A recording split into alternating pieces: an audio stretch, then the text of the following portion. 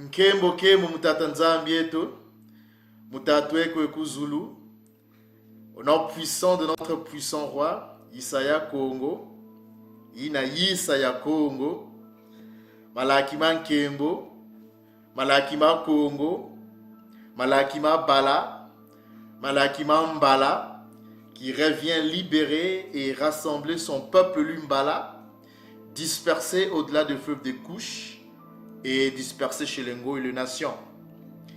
Saint peuple Lumbala, Isolélé, nous voilà encore pour une énième vidéo qui portera sur le nom véritable d'Adam, le tout premier patriarche antédiluvien. Alors, mes frères et sœurs, j'aurai besoin de votre attention tout au long de cette vidéo, car c'est une vidéo hautement spirituelle. Et je le répète encore, c'est une vidéo hautement spirituelle, mes frères et sœurs. Et aujourd'hui, nous allons vous révéler le nom véritable d'Adam. Et nous avons reçu cette grande révélation depuis un certain temps. Nous avons prié, nous avons demandé à l'archange Congo de nous révéler ces grands secrets, ces grands mystères. Et il a fait. Et il y a eu aussi un de nos frères qui nous avait demandé de faire une vidéo là-dessus.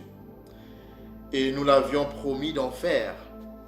Et nous allons aller lire sa question pour non seulement lui répondre, mais aussi répondre ou révéler ces grands secrets à notre peuple.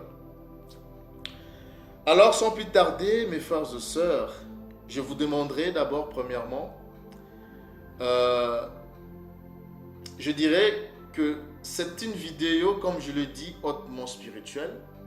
Donc, tous ceux-là qui ont l'esprit Congo comprendront ces grands secrets. Je le répète encore, tous ceux-là qui ont l'esprit Congo comprendront ces grands mystères et cette grande révélation.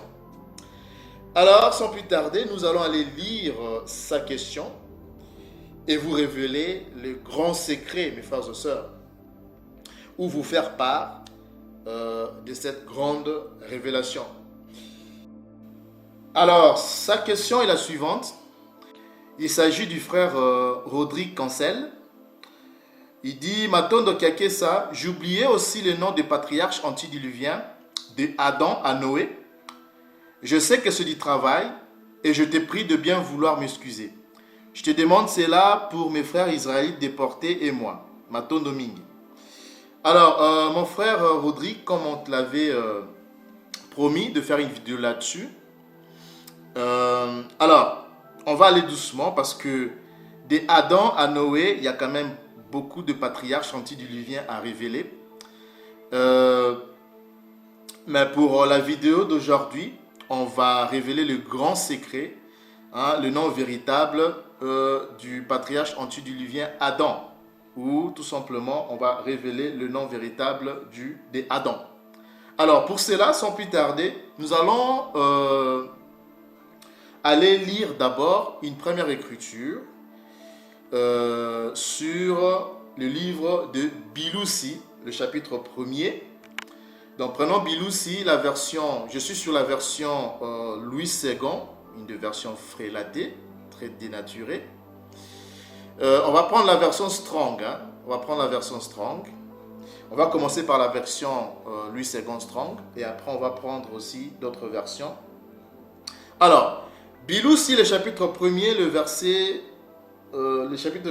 verset 26, à partir du verset 26 jusqu'au verset 27. On va lire. Puis Tatanzambi dit, faisons l'homme à notre image, selon notre ressemblance, et qu'il domine sur les poissons de la mer, sur les oiseaux du ciel, sur le bétail, sur toute la terre et sur tous les reptiles qui rampent sur la terre.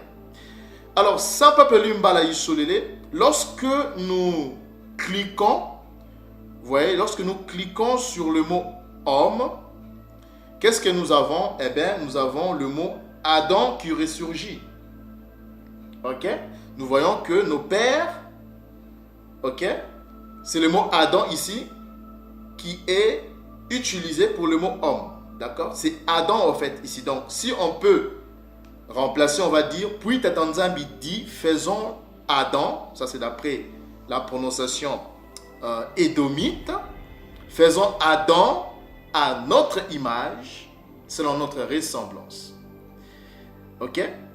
Et vous voyez bien qu'on vient de découvrir que le mot homme c'est Adam. Donc faisons Adam à notre image, selon notre ressemblance, et qu'il domine, ok, sur les poissons de la mer, sur les oiseaux du ciel, sur le bétail, sur toute la terre, sur tous les reptiles qui rampent sur la terre. Alors mes frères et sœurs, mais on va d'abord, avant de continuer à lire ou à prendre d'autres versions, on va chercher à savoir quelle est la définition du mot Adam. Ok? Donc nous allons ouvrir cette fenêtre, on va l'agrandir. Alors quand nous agrandissons la fenêtre, qu'est-ce que nous avons?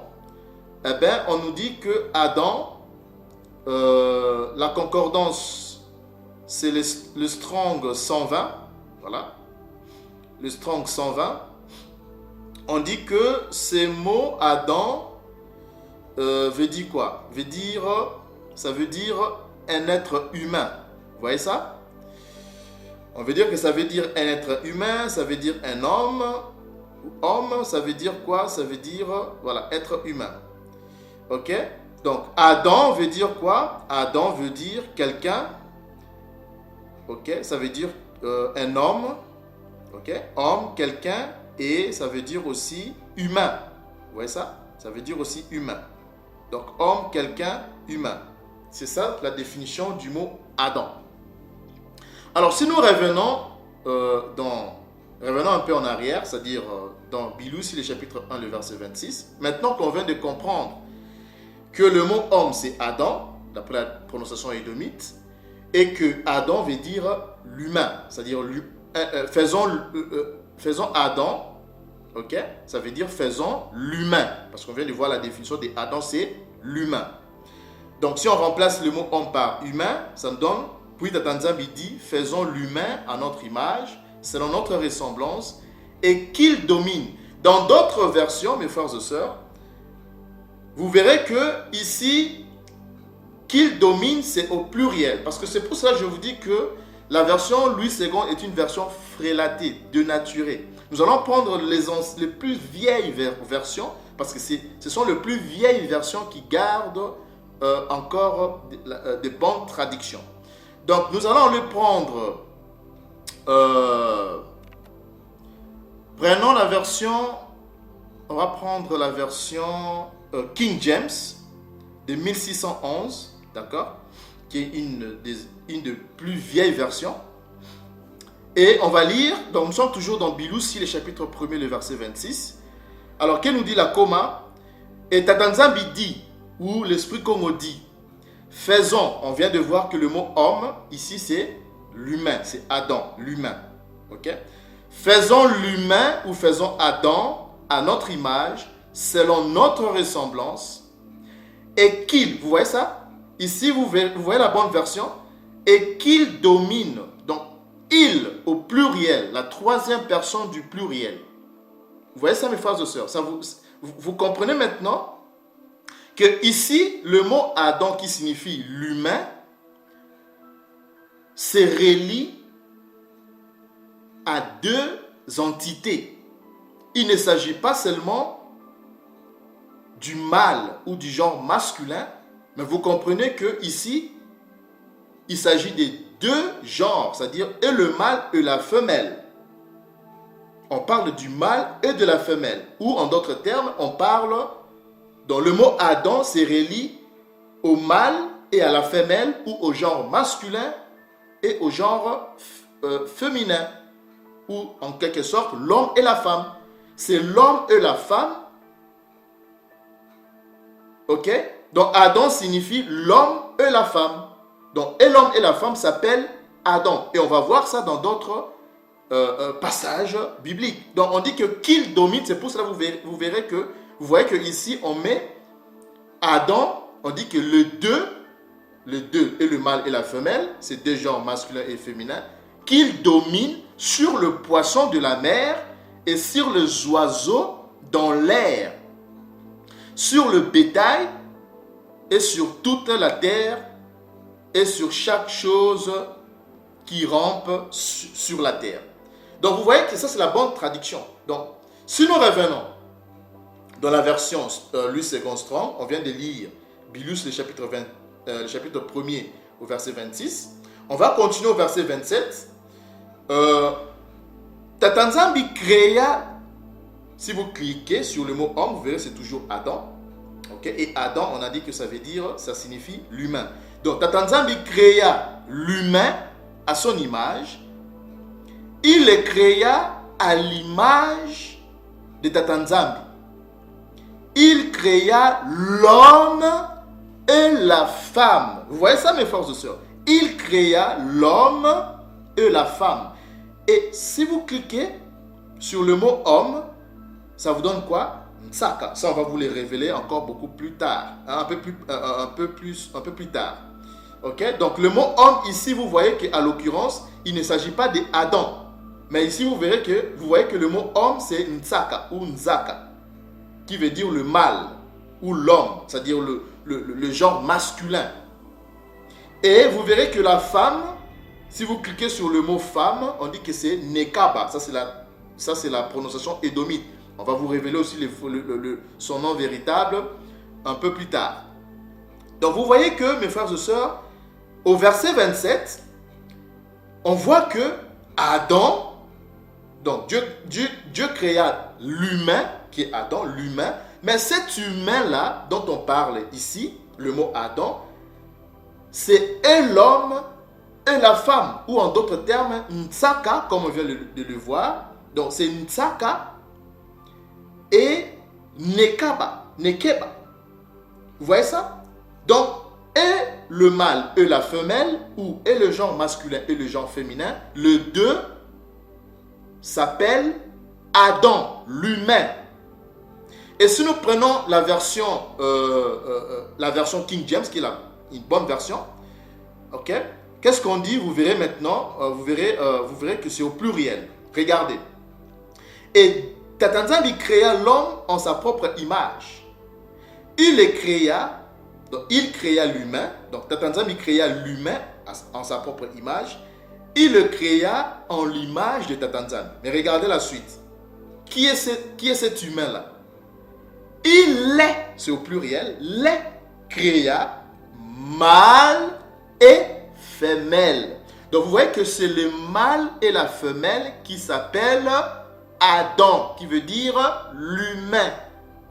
Le mâle et la femelle s'appellent l'humain. Vous voyez ça maintenant, mes frères et sœurs? Donc, qu'est-ce que cela signifie? Nous constatons en lisant dans ces deux passages, c'est-à-dire Bilus, le chapitre 1er, le verset 26 au verset 27, et Bilus, le chapitre... qu'est-ce que j'ai dit? Non, on va encore prendre... Attendez, on va encore prendre une autre écriture. Ce n'est pas encore tout. Hein. Vous allez voir que... Prenons cette fois-ci Bilusi. On va prendre Bilusi, parce que j'allais oublier cela. On va prendre aussi Bilus, le chapitre 5. Ok? Bilus, le chapitre 5. On va commencer à partir du verset 1er. Ok? Allons-y. On dit ceci. Voici le livre de la postérité d'Adam. Vous voyez? Donc c'est de la postérité. On comprend que... on sait déjà que Adam, c'est l'humain. On va remplacer le mot Adam par le mot humain. Donc voici le livre de la postérité de l'humain. De l'humain. Lorsque Tatanzambi créa l'homme, si vous cliquez sur le mot homme, c'est toujours Adam, vous voyez ça? Donc lorsque, on va maintenant remplacer ici, lorsque Tatanzambi créa Adam, donc l'humain, il le fit à la ressemblance de Tatanzambi. Verset 2, il créa, si nous cliquons sur le mot homme, c'est tout, non, cette fois-ci maintenant c'est Ntsaka. Vous voyez maintenant la différence? Donc on dit que il créa Ntsaka, c'est-à-dire le genre masculin. Ici maintenant c'est beaucoup plus, on a précisé que l'humain dont on parle ici, il s'agit, c'est-à-dire l'humain qui veut dire Adam, il s'agit de deux entités, deux genres. Ok, il s'agit de deux genres, masculin et féminin.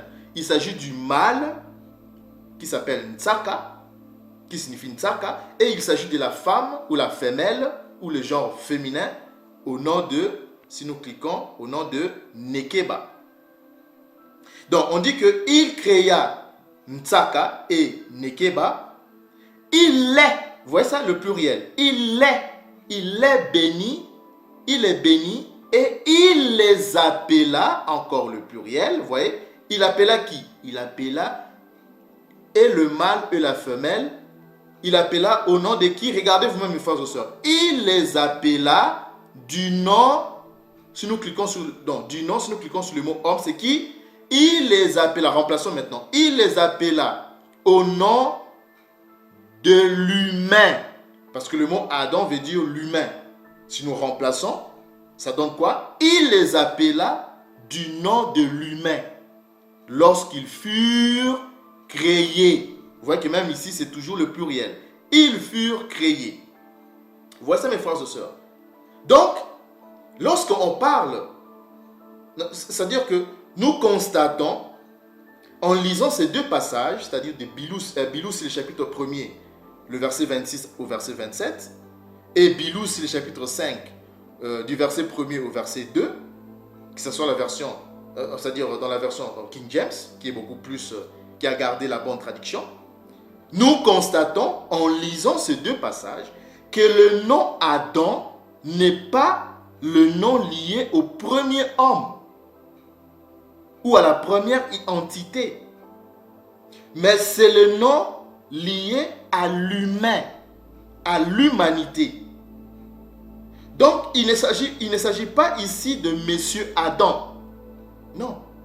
Mais nous pouvons voir que dans la conception de la coma, de la Toula, Adam se réfère à une dimension de l'humanité, de l'humain, c'est-à-dire le mâle et la femelle, ou le genre masculin et le genre féminin.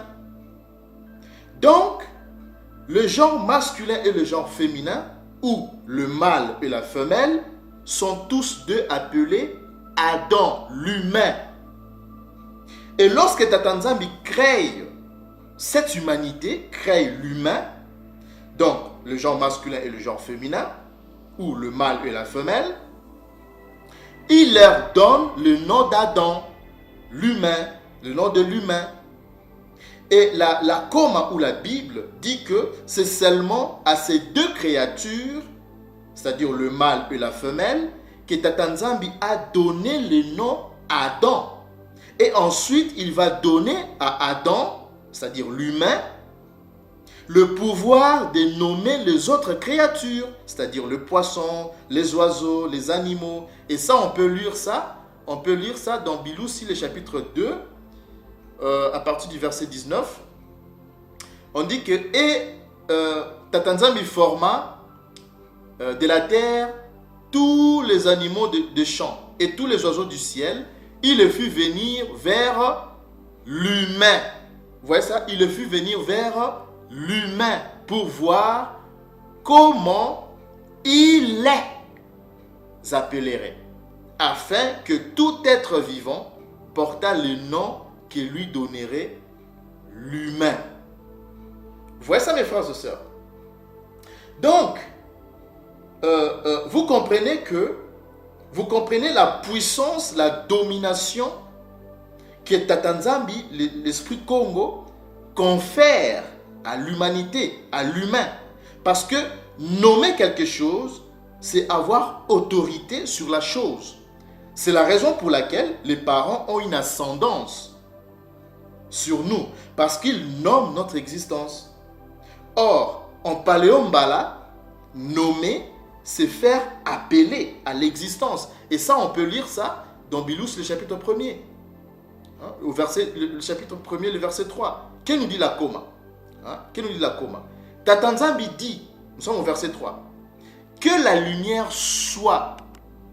Que la lumière soit. Et le soi que vous voyez, c'est le verbe être. On a déjà, d'ailleurs, c'est notre précédente vidéo, on a révélé le mot aya, c'est ya.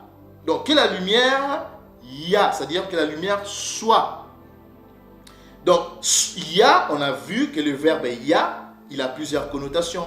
C'est le verbe être, c'est le verbe aussi venir, arriver, c'est aussi le verbe exister. Donc, quand on dit que la lumière soit, ça veut dire que la lumière existe. Donc, en paléo-mbala, nommer, c'est faire appeler à l'existence. En d'autres termes, mes frères et sœurs, Tata Nzambi ou l'Esprit Congo a donné à l'humain le pouvoir sur les autres créatures. Vous comprenez maintenant la hiérarchisation.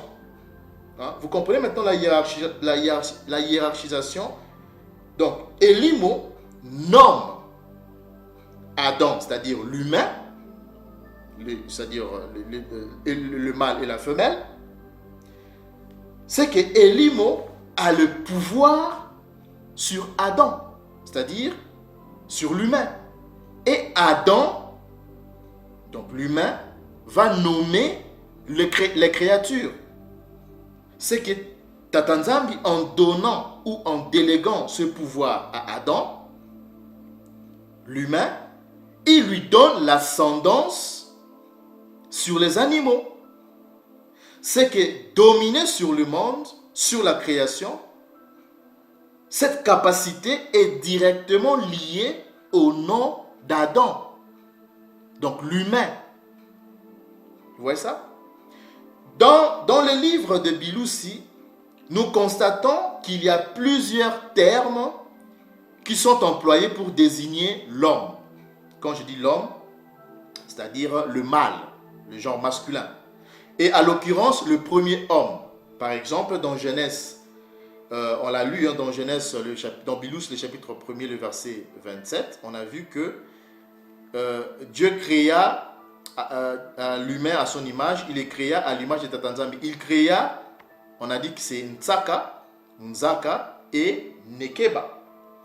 Donc vous voyez par exemple que ici, dans Biloussi 1,27, le premier homme qui en fait est appelé Adam, va changer de nom pour s'appeler Ntsaka ou Nzaka. Et dans Biloussi, le chapitre 2, le verset 23 à 24, ça vous pouvez lire à la maison, il va encore changer de nom pour s'appeler Mouissi. Pour s'appeler Mouissi. Et la femme, c'est-à-dire la première femme, donc la femelle, la première femelle, ou le premier genre féminin, s'appelle dans Biloussi, le chapitre 1, le verset 27, il s'appelle comment? Il s'appelle Nekeba. Ça, c'est la prononciation idomite. Nekeba. Et elle va encore changer de nom pour s'appeler Nuisi dans Biloussi, le chapitre 2, le verset 22, que vous pouvez lire à la maison. Et lorsqu'elle va pécher au jardin d'Éden, son nom va encore changer pour s'appeler Ève.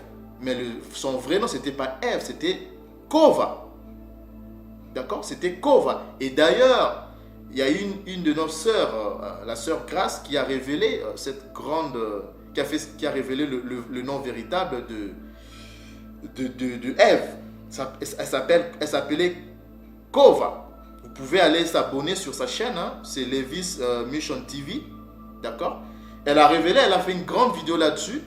Donc, le nom véritable de Ève, c'est Kova. D'accord, mes frères et sœurs? Donc,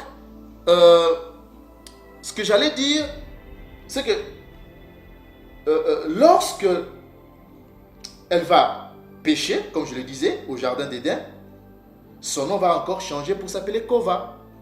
C'est le nom que va lui donner son mari. Donc, son mari Nzaka.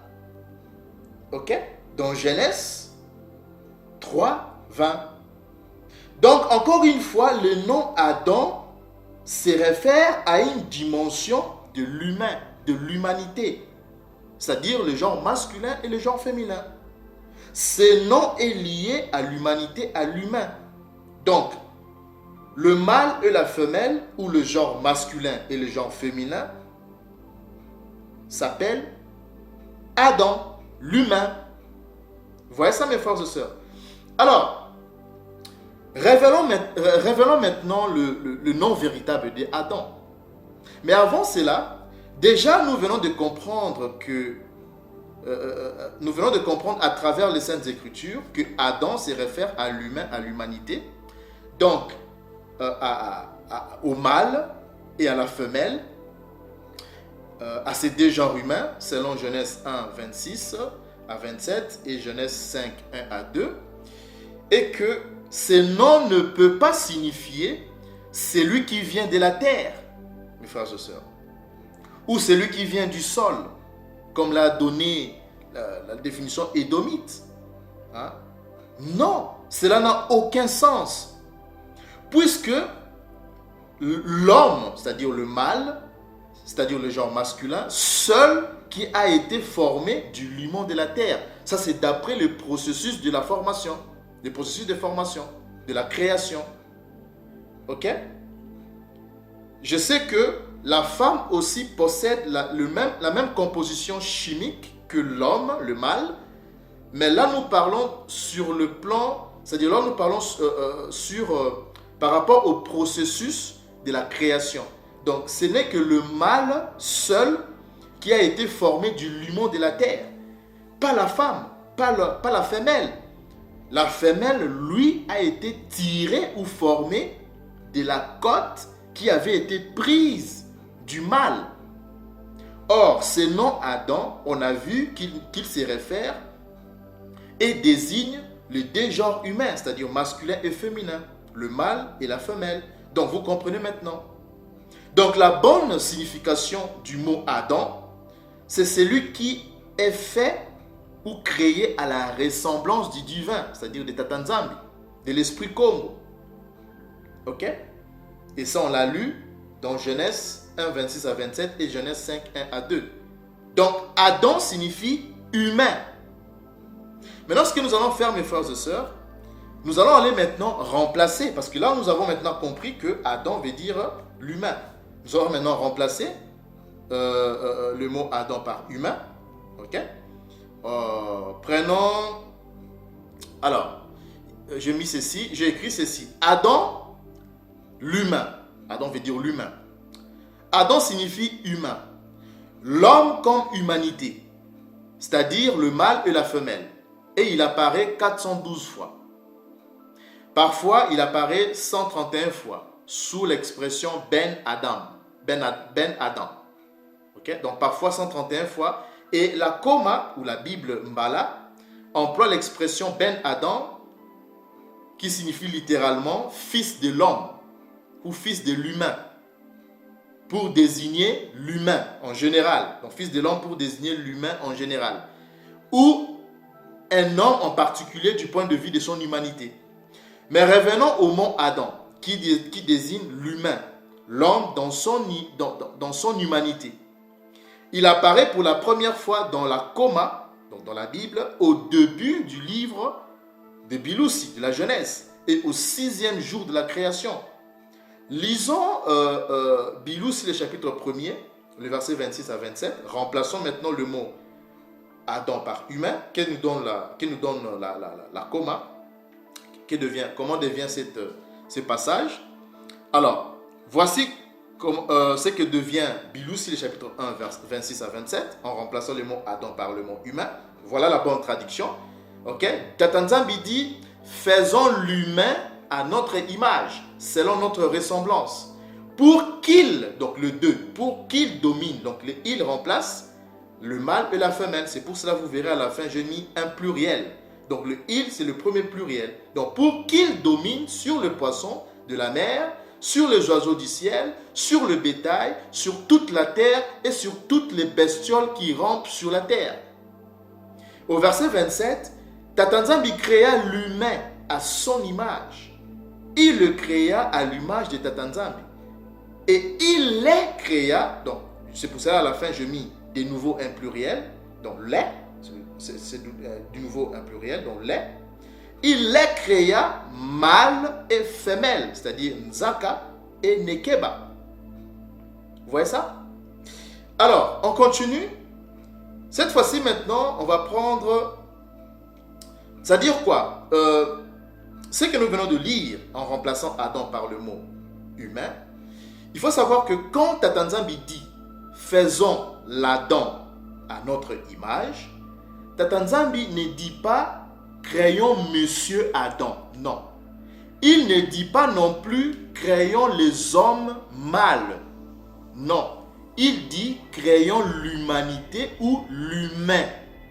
Ceci est d'ailleurs confirmé par le fait qu'alors que le mot Adam est ici au singulier, la consigne qu'il domine sur toute la terre est au pluriel.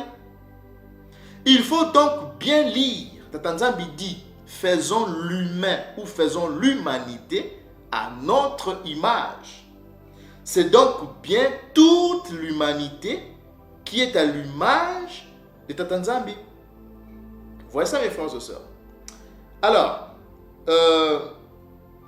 ensuite, si nous lisons, nous prenons Biloussi, le chapitre 1, le verset, chapitre 5, le verset 1 à 2, on remplace aussi le mot Adam par humain. Verset 1er, c'est ici le livre des générations de l'humain. Au jour où Tata Nzambi créa l'humain, il le fit à la ressemblance de Tata Nzambi. Ça, c'est maintenant la bonne version. C'est la bonne version de Biloussi 5, 1 à 2. Ok? Le verset 2. Il les créa mâles, c'est-à-dire Nzaka, et femelles, Nekeba. Et il les bénit, vous voyez, le 2. Il les bénit, et il les appela, donc les deux, le mâle et la femelle, il les appela les deux du nom de l'humain au jour qu'ils furent créés. Donc nous venons de comprendre que le mot Adam désigne ou signifie l'humain, c'est-à-dire le mâle et la femelle, mes frères et sœurs. Vous voyez ça? Alors, maintenant, ce que nous allons faire, révélons maintenant le nom véritable de Adam. Parce que nous venons de comprendre que Adam veut dire tout simplement le mâle et la femelle, c'est-à-dire l'humain. Révélons son nom véritable. Donc revenons sur, nous sommes sur Biloussi, le chapitre 1er. On va prendre le verset 26. Donc faisons l'humain, on va cliquer dans faisons l'humain, c'est Adam, on va cliquer sur le mot. On a déjà vu que le mot Adam veut dire l'humain comme définition, tout ça. Mais ici, on veut maintenant étudier l'orthographe de ces mots. Ok, en paléombala. Alors, si nous ouvrons cette fenêtre, alors, quelle est l'orthographe? Nous avons d'abord, en premier lieu, nous avons le Aleph. Alors, pour ceux qui suivent nos vidéos, ils savent que Aleph, on va aller prendre notre alphabet paléombala. Le Aleph, il est là. C'est la lettre A. Alors, il est toujours silencieux au début d'un mot. Ok? Généralement, il est silencieux au début d'un mot. Donc, c'est la lettre A. Après, nous avons le Dalet. Donc, c'est la lettre D.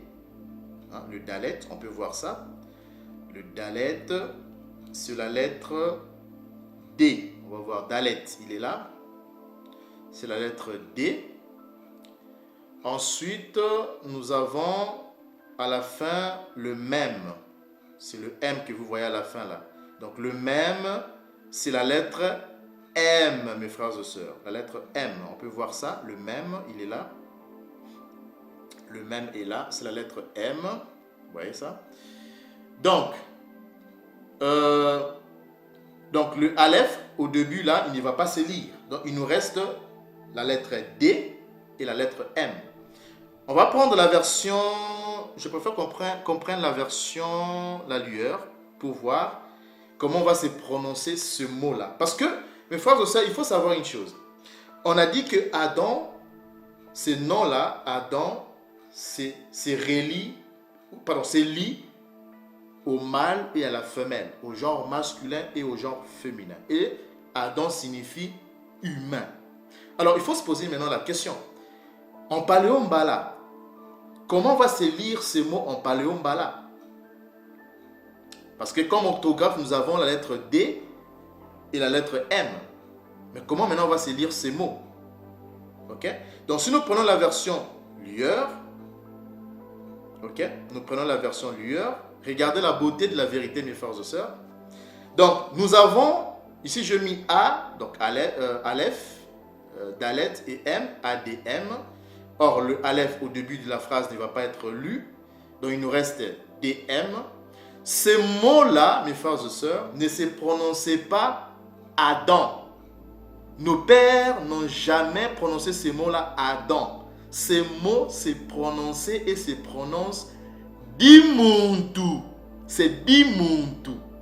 Et d'après la définition que nous donne la Lueur, c'est quoi? On a vu ça aussi tout au début de la vidéo. Dimuntu signifie quelqu'un humain. Homme, un être humain, mes frères et sœurs. Et on peut même aller voir ça. Hein. Vous allez voir que c'est les deux, en fait, c'est les deux genres. C'est le genre masculin et le genre féminin. Ok? Même aussi en paléo-mbala, c'est pour ça qu'on vous dit que nous parlons, au-delà de feuilles de couche, nous parlons le paléo-mbala dans toute sa pureté, mes frères et sœurs. Là, on vous donne la bonne prononciation paléo-mbala. Donc, ce mot ne se lit pas Adam, ou ne se lisait pas Adam, mais se lit Dimuntu. Ça se lisait Dimuntu. Et si nous prenons le dictionnaire, on va aller prendre les dictionnaires paléo-mbala. Hein? Prenons le dictionnaire paléo-mbala. Qu'est-ce que vous voyez? Dans le dictionnaire paléo-mbala, dans le mbala kikongo, on dit par exemple, quand on dit par exemple Dinda Dimuntu, parce que Dinda qui veut dire, voilà, sans manière, une personne insensée. Donc quand on dit Dinda Dimuntu, ça veut dire des personnes sans manière, ou une personne sans manière. Ok? Dinda Dimuntu, ça veut dire des hommes sans manière, ou un homme sans manière. Ok? Donc Dimuntu veut dire un homme. Ok? Ici quand on dit homme, ok? Ça peut aussi être, ça dit, quand on dit homme, ou pardon, quand on dit par exemple Dimuntu en paléo-mbala, c'est l'homme et la femme, ou le mâle et la femelle. Et on va voir ça dans le dictionnaire Kikongo aussi, vous allez voir ça. On va prendre un instant, on va prendre, voilà, on va prendre aussi, toujours dans le dictionnaire Kikongo, vous voyez maintenant Yinda, quand on dit Yinda Dimuntu, ça veut dire quoi? C'est une femme. Vous voyez maintenant mes frères et sœurs. Donc, Dimuntu en même temps signifie l'homme, c'est-à-dire le mâle. En même temps aussi cela signifie la femme ou la femelle, le genre féminin. Donc ça veut dire tout simplement l'humain. Parce que quand on dit l'humain, la femme c'est un humain. L'homme, c'est-à-dire le mâle c'est un humain. La femelle c'est un humain. Ou le genre masculin c'est un humain. Le genre féminin c'est un humain. C'est pour ça que vous voyez que Dimuntu aussi signifie une femme. Et quand on dit Yinda Dimuntu, c'est une femme qui ne peut pas faire ses travaux.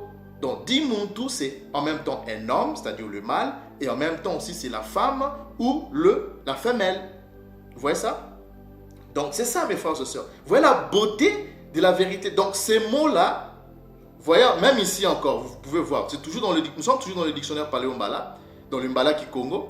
Donc on dit, quand on dit par exemple Makaluka Dimuntu, donc vous voyez que Dimuntu, c'est quoi? Un homme très grand. Vous voyez ça? Dimuntu veut dire un homme très grand. Donc Dimuntu veut dire le mâle, un mâle ou un homme, c'est-à-dire le genre masculin. Dimuntu aussi, on l'a vu aussi dans le dictionnaire paléo-mbala, veut dire aussi une femme ou la femelle ou le genre féminin. Et c'est la même chose mes frères et sœurs. Ok? Donc, ces mots-là, mes frères et sœurs, si nous retournons dans la lueur, ces mots-là, c'est prononcé et se prononce Dimuntu. C'est comme ça que nos pères prononçaient ces mots-là. Donc, c'est Dimuntu. Et aujourd'hui, au-delà de feuilles de couche, c'est un peu très rare parce que c'est très ancien. Hein? Aujourd'hui, ce mot Dimuntu est devenu... Aujourd'hui, on dit beaucoup plus Muntu. au lieu de dimuntu. C'est très rare vraiment au-delà du verbe de couche, mais c'est toujours utilisé, hein, mais c'est très rare. Mais le plus courant, le plus fréquent, c'est muntu, parce que c'est ce mot dimuntu qui a donné aujourd'hui muntu. Ok? Et le plus, parce que dimuntu c'est le singulier ou muntu c'est le singulier, et au pluriel on va dire bantu, c'est ça qui va donner bantu. Donc le pluriel, les hommes, les humains. Voilà ça maintenant mes frères et sœurs. Donc, mes frères et sœurs, Adam c'est dimuntu. Ok? Ce mot c'est prononcé pas Adam, mais ça s'est prononcé et c'est prononce dimuntu. Alors si nous retournons dans Biloussi, le chapitre 1er, le verset 26, ok, donc Tatanzambi dit faisons dimuntu. Et le verbe faire ici, c'est sala. Ok, on va vous traduire tous ces deux passages, tous ces deux versets 26 et 27 un peu plus tard. Donc faisons, donc sala dimuntu, c'est-à-dire faisons l'humain à notre image. Vous comprenez maintenant ça, mes frères et sœurs? Et je vais vous révéler une chose, parce que le mot Adam, beaucoup pensaient ou pensent que ce mot Adam signifie, en fait c'est un nom propre. Non, c'est pas un nom propre, parce que si vous lisez, on va prendre Exode, prenons le livre d'Ensemo. Prenons le livre d'Ensemo pour juste vous montrer, vous confirmer encore que Adam n'est pas un nom propre. Ce n'est pas Monsieur Adam. Il ne s'agit pas ici de Monsieur Adam. Okay? Adam veut dire tout simplement dimuntu, qui veut dire l'humain, c'est-à-dire et le mâle et la femelle. Alors, on va prendre Ensemo, le chapitre 33, le verset 18, à partir du verset 18 jusqu'au verset 20. Massa, donc Moïse, dit: Fais-moi voir ton kembo, c'est-à-dire ta gloire. Et Yakongo répondit: Je ferai passer devant toi toute ma bonté. Je proclamerai devant toi le nom de Tatanzambi. Je fais grâce à qui je fais grâce et miséricorde à qui je fais miséricorde. Mais regardez au verset 20, mes frères et sœurs. Et Congo dit: Tu ne pourras pas voir ma face. Car quoi? Si nous cliquons sur le mot homme, regardez. Car si vous dites que le mot Adam est un nom propre, remplaçons. Donc, Yakongo dit: Tu ne pourras pas voir ma face, car Adam ne peut me voir. Vous voyez que ça n'a aucun sens. Si nous remplaçons le mot Adam comme nom propre, nous le remplaçons sur le mot homme, vous voyez que ça n'a aucun sens.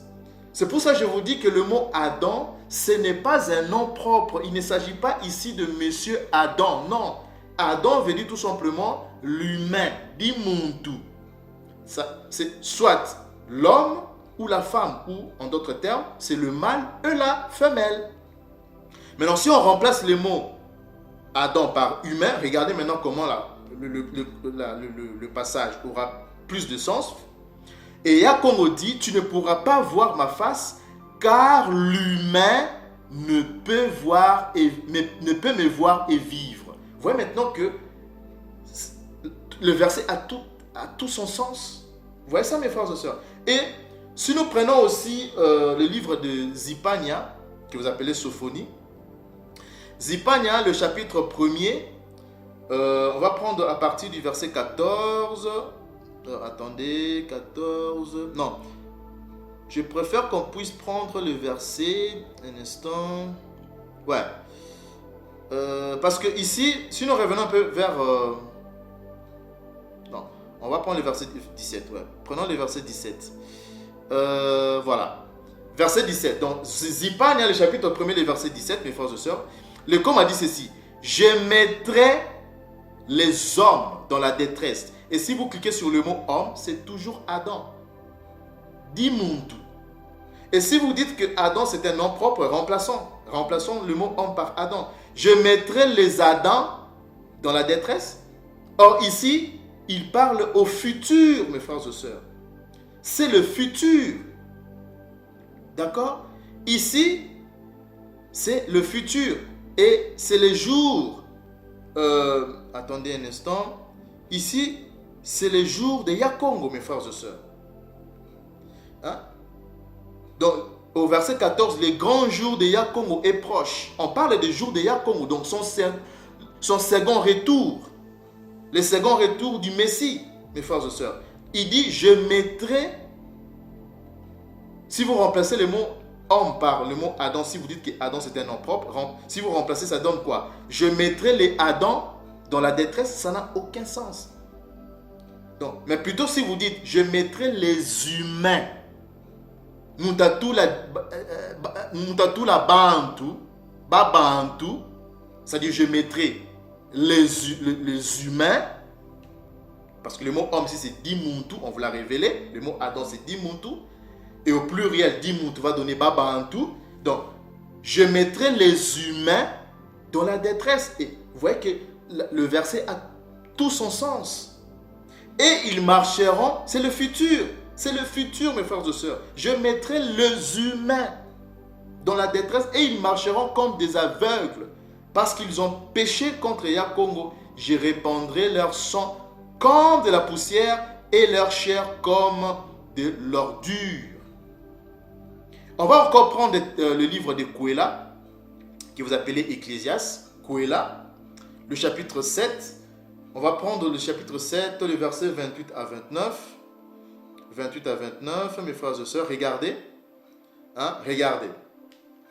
Un instant. On va prendre le verset 28. Ok, le verset 28. Qui nous dit la coma. Voici que mon âme cherche encore, et je n'ai point trouvé.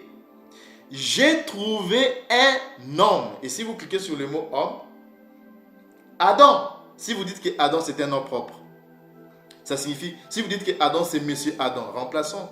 J'ai trouvé un Adam entre mille, pas de sens. Mais plutôt, c'est j'ai trouvé un humain entre mille. Mais je n'ai pas trouvé une femme entre elles toutes. Verset 29, seulement voici ce que j'ai trouvé, c'est que Tata Nzambi a fait qui? Les humains. C'est pas il a fait les Adams, ça n'a pas de sens. Tata Nzambi a fait les humains droits et ils ont cherché beaucoup de détours, mes frères et sœurs. Vous voyez ça? Mais, en fait, c'est ce qu'ils sont. Vous devez savoir que le mot Adam ne se lisait pas Adam. On vous l'a révélé, mes frères et sœurs. Adam, c'est dimuntu, qui signifie l'humain. C'est-à-dire et le mâle et la femelle. Et ce mot, dimuntu, qui va donner babantu, aujourd'hui qui va donner bantu, donc dimuntu, qui va donner muntu, dimuntu, c'est-à-dire dimuntu au singulier, qui donne muntu aujourd'hui, on utilise plus muntu, et au pluriel, dimuntu va donner babantu, qui va donner bantu, qui est plus utilisé aujourd'hui. Et ce mot, muntu ou bantu, ou dimuntu ou babantu, est utilisé aussi, est appliqué aussi aux Édomites, mes frères et sœurs. Même les Édomites, ce sont des bantus. Ok? Et on va voir ça. Ce n'est pas moi qui le dis, ce n'est pas Nabi Kekesa qui le dit, c'est la Koma qui le dit. Et on va vous le prouver aujourd'hui que lui-même, le créateur de toutes choses, Tata Nzambi Thomas Zulu, le créateur de l'univers, désigne les Édomites, il les appelle des Bantus, des Muntu. On va voir ça dans Yikesaye là, que vous appelez Ézéchiel, Yikesaye là, le chapitre 28, hein, Yikesaye là, le chapitre 28, du verset 1er au verset 2. La parole de Tata Nzambi me fut adressée en ces mots. Fils de l'homme. À chaque fois, mes frères et sœurs, que vous voyez ces mots, fils de l'homme, ça veut dire tout simplement fils. Si vous cliquez sur le mot fils, c'est Bena, qui veut dire enfant. Ok? Fils, enfant. Et l'homme, on vient de vous révéler le mot Adam, c'est Dimuntu. Et à l'époque, nos pères disaient Bena Dimuntu, pour dire fils de l'homme. Bena Dimuntu. Et aujourd'hui, on va plus dire Bena Muntu. pour dire fils de l'homme, fils de l'humain, fils de quelqu'un. Vous comprenez ça maintenant, mes frères et sœurs? Donc ici, Tata Nzambi dit, donc la parole de Tata Nzambi fut adressée en ce mot, Bena di muntu ou Bena muntu, dit au prince de Tyr. On vous a révélé lors de notre vidéo, sur la vidéo là où nous avions parlé sur le Dieu du christianisme, hein, qui est le Dieu du christianisme. On vous a révélé, on vous a dit que le prince du Tyr, c'est les Édomites. Il y a le roi du Tyr et le prince du Tyr. Et on a vu que le prince du Tyr se réfère aux Édomites. Donc vous voyez que il dit quoi? Benamuntu dit au prince de Tyr, donc aux Édomites, ainsi parle Tata Nzambi. Ton cœur s'est élevé et tu as dit, je suis tout puissant. Je suis assis sur le siège de Tata Nzambi, au sein de mer. Regardez la suite, mes frères et sœurs. C'est que Tata Nzambi dit aux Édomites, toi, tu es qui? Tu es homme. Si nous cliquons sur le mot homme, c'est toujours Adam, d'après la prononciation édomite. Donc, si nous remplaçons, toi, tu es di muntu. Toi, tu es muntu. Tu es un muntu. Vous voyez ça? Que le Père, le créateur de toutes choses, de l'univers, désigne aussi les Édomites des muntu. Ce sont des bantus. Ok? Donc, toi, tu es di muntu. Toi, tu es muntu. Et non tout puissant. Et tu prends ta volonté pour la volonté de Tata Nzambi.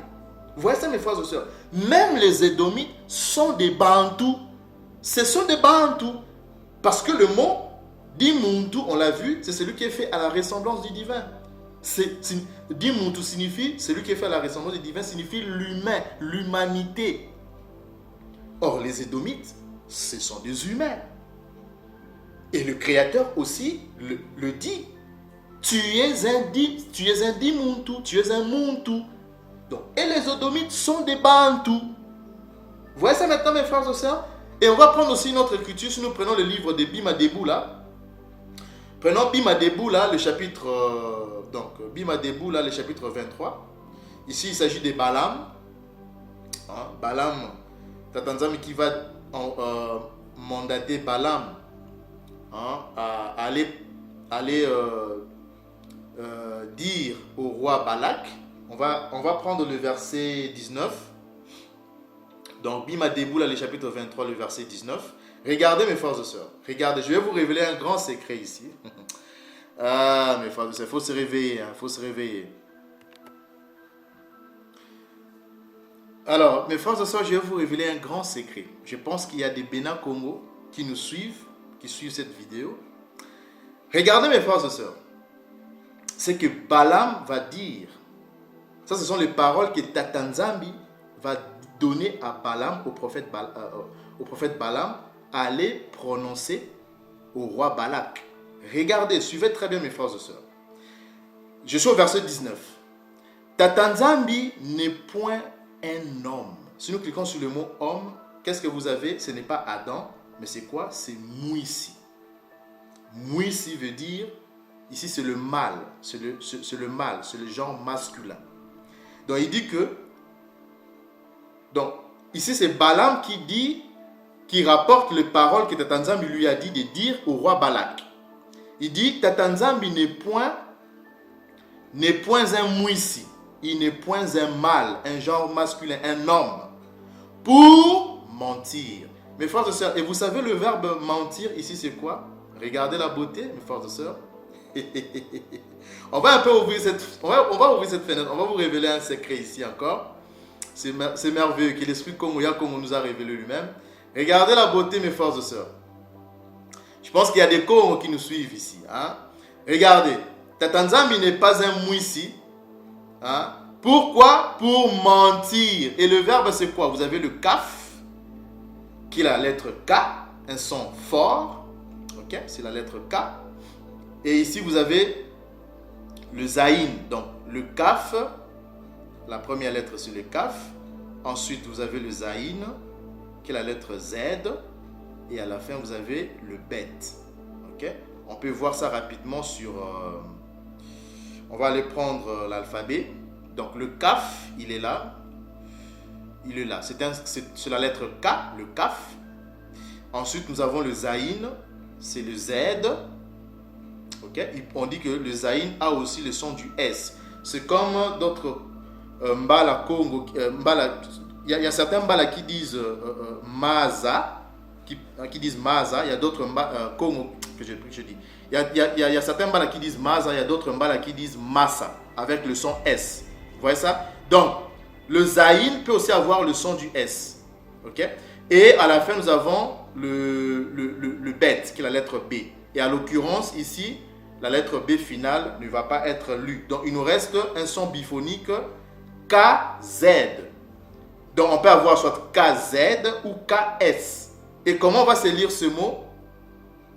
Allons-y, regardez bien, mes frères et sœurs, regardez bien. On dit que c'est un verbe. Hein?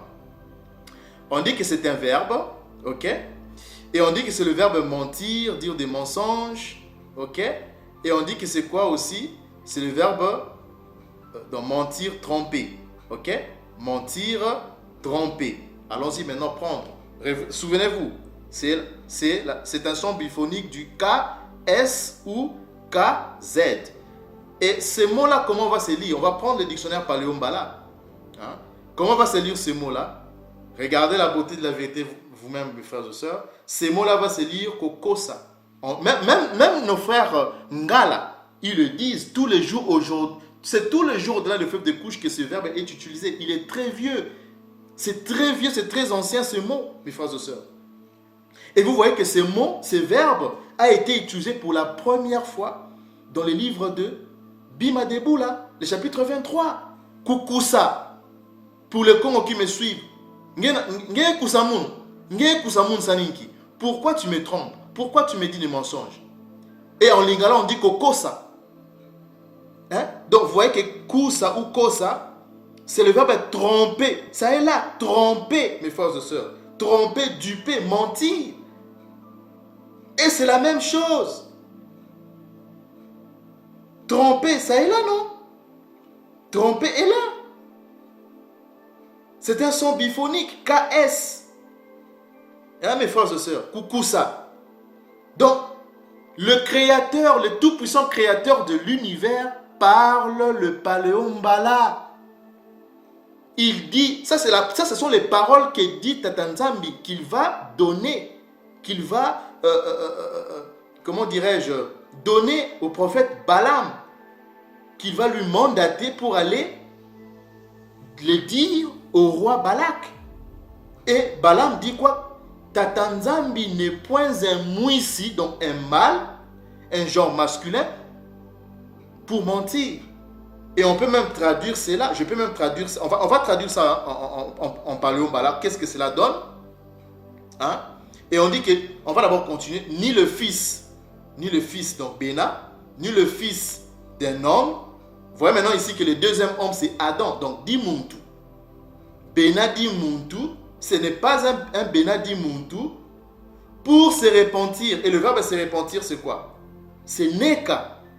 Neka aussi en Balaki Congo veut dire avoir de l'indulgence, se repentir, avoir pitié, tout ça. C'est la même chose. Neka. Ce qu'il a dit, et le verbe dire, vous savez déjà c'est mala. Il le fera. Et le verbe faire, c'est ça là. C'est ça là. En Balaki Congo. Hein? Ce qu'il a déclaré, ça, on a même révélé les 5 livres Pentateuque. On a parlé de Deboula, Deutéronome. Deutéronome tire son origine de ces verbes, Deboula. Aujourd'hui on dit Kubula di Solo. Kubula di Solo, ça veut dire raconter, parler une histoire, dire une histoire. Donc Deboula. Hein? Donc ce qu'il a déclaré, donc c'est Deboula, ici le verbe, ne l'exécutera-t-il pas? Et le verbe exécuter ici c'est quoi? C'est Kuma. Hein? Kuma. Et Kuma, d'ailleurs je n'ai même pas besoin d'aller prendre les dictionnaires. Hein? Kokoma, pour ceux qui parlent la langue gala. Kokoma c'est quoi? C'est arriver, se venir, accomplir. Maintenant on va traduire en paléombala. Qu'est-ce que cela donne? Tata Nzambi n'est point un mouissi. Donc Tata Nzambi que mouissi, Tata Nzambi ke mwisi ve samu na kukusa. Tata Nzambi ke mwisi ve samu na kukusa. Donc Tata Nzambi ke le mwisi ve samu na kukusa. Yandi ke le di muntu ve samu na kuneka.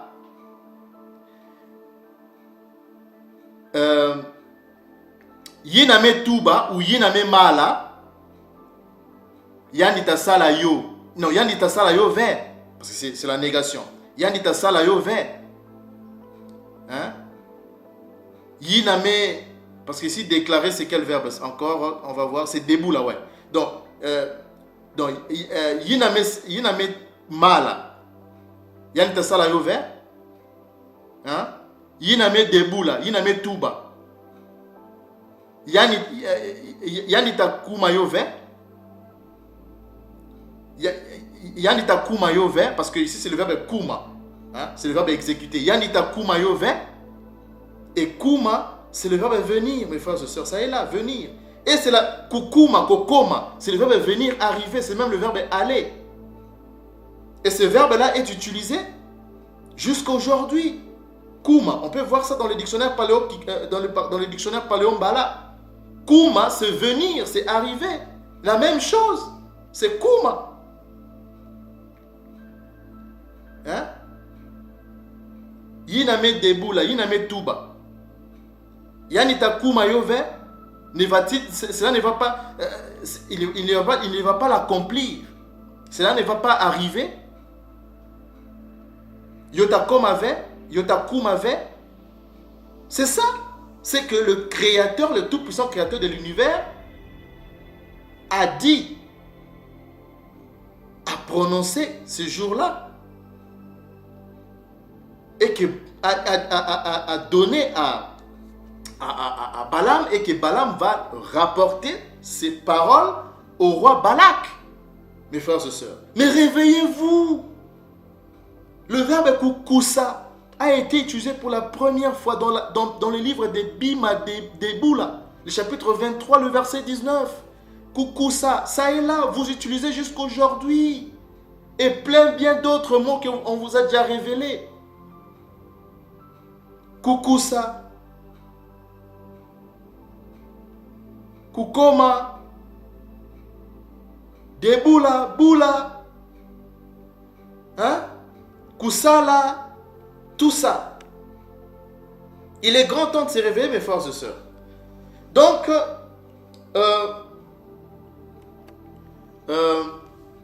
à chaque fois, mes frères et sœurs, que vous voyez dans la Bible, il est écrit Fils de l'homme, cela ne veut rien d'autre, cela ne veut tout simplement dire que Bena Dimuntu. Parce que le mot Adam, on vous a révélé ça aujourd'hui, le mot Adam ne se lisait pas Adam, mais c'est Dimuntu. Bena Dimuntu ou Bena Muntu, qui veut dire tout simplement le fils de quelqu'un ou le fils de l'humain. Ok? Et c'est pour cela, vous verrez que, remarquez une chose, mes frères et sœurs, vous verrez que le livre avant le Messie, que vous appelez l'Ancien Testament, faussement l'Ancien Testament, vous verrez que cette tournure de dire fils de l'homme, donc Bena Dimuntu ou Bena Muntu, est plus utilisée pour les prophètes. Ok? C'était plus utilisé pour les prophètes. Et vous verrez que ce n'est que, c'est-à-dire dans le livre, lorsque vous prenez le livre après le Messie, ok, vous verrez que vous appelez le Nouveau Testament, forcément le Nouveau Testament, vous verrez que quand le Messie vient sur terre, il va aussi adopter, au fait, il va aussi commencer à utiliser cette tournure de phrase. Quand il dit par exemple que lorsque le Fils de l'homme, quand le Fils de l'homme viendra, trouvera-t-il de la foi? Donc le Fils de l'homme, Benamuntu. Vous voyez ça? Donc, Benamuntu, parce que quand il vient, il est né, il est sorti d'un peuple. Quand il vient sur terre, le Messie, quand il vient sur terre, il est sorti d'un peuple. Il avait Marie et Joseph comme parents. Ok? Même si sa naissance est une naissance pas comme les autres enfants, une naissance qui vient par la vertu du Saint-Esprit, de l'Esprit Congo, mais il a grandi, il a été bébé, il a grandi comme les autres. C'est-à-dire la croissance physique comme les autres. Donc quand il dit Bena Muntu, Bena dit Muntu, donc ça veut dire le fils, le fils de quelqu'un, d'une entité. Ok? Parce qu'il a été aussi sous la tutelle de Marie et de Joseph. Il est sorti d'un peuple. Mais vous allez voir que avant le livre, c'est-à-dire dans le livre avant le Messie, il n'utilise pas cette tournure-là. C'est plus le prophète qui utilisait cette tournure-là. Donc vous comprenez ça, mes frères et sœurs. Donc le mot Adam, c'est lit ou signifie tout simplement l'humain. Ok? Alors, maintenant que vous avez compris cela, vous comprenez maintenant pourquoi nous vous avions dit, je pense que c'était lors de cette vidéo, c'était dans cette vidéo-là, où nous avions parlé sur... vous pouvez retrouver ça sur notre chaîne, sur notre chaîne YouTube, où nous avions dit que le langue bantou, un mot donné par Edom.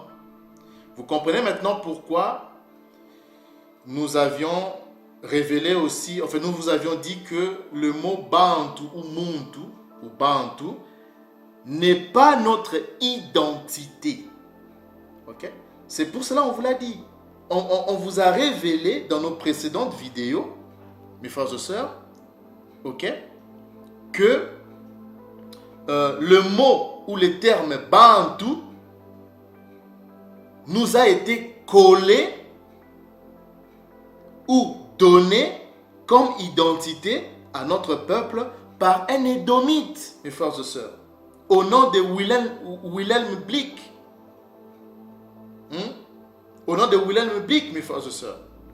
Et on vous a montré cela, on vous a parlé de cela dans cette vidéo-là, là où on a parlé on a dit le langue bantou, un nom donné par un édomite. Et sur Wikipédia, Wilhelm Blick, c'est un édomite allemand. Ok? Je ne dis pas que c'est lui, cet édomite, qui a inventé ces mots. Non, non. Car ces mots Muntu ou Bantu existaient déjà bien avant lui, ou bien avant son arrivée en Afrique. Et ces mots Muntu ou Bantu étaient juste utilisés chez notre peuple dans le langage courant de tous les jours, au quotidien, mes frères et sœurs. Donc, je ne dis pas que c'est cet édomite qui a créé ou inventé ces mots Muntu ou Bantu, puisque ça existait déjà chez notre peuple. Ok, chez notre peuple. C'était juste utilisé dans le langage courant de tous les jours. Mais je dis que c'est lui, c'est cet édomite qui, après avoir étudié nos langues, il va remarquer des similitudes, et parmi ces similitudes, il remarque que nos langues et dialectes, c'est-à-dire les langues que nos différentes tribus parlaient, utilisaient le mot bantou ou le vocable bantou pour désigner les hommes.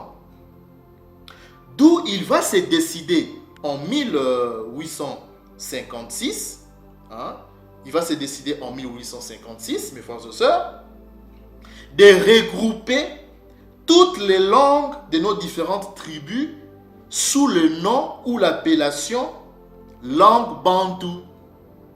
Donc, c'est lui, cet édomite, qui va nous étiqueter sous cette identité bantou.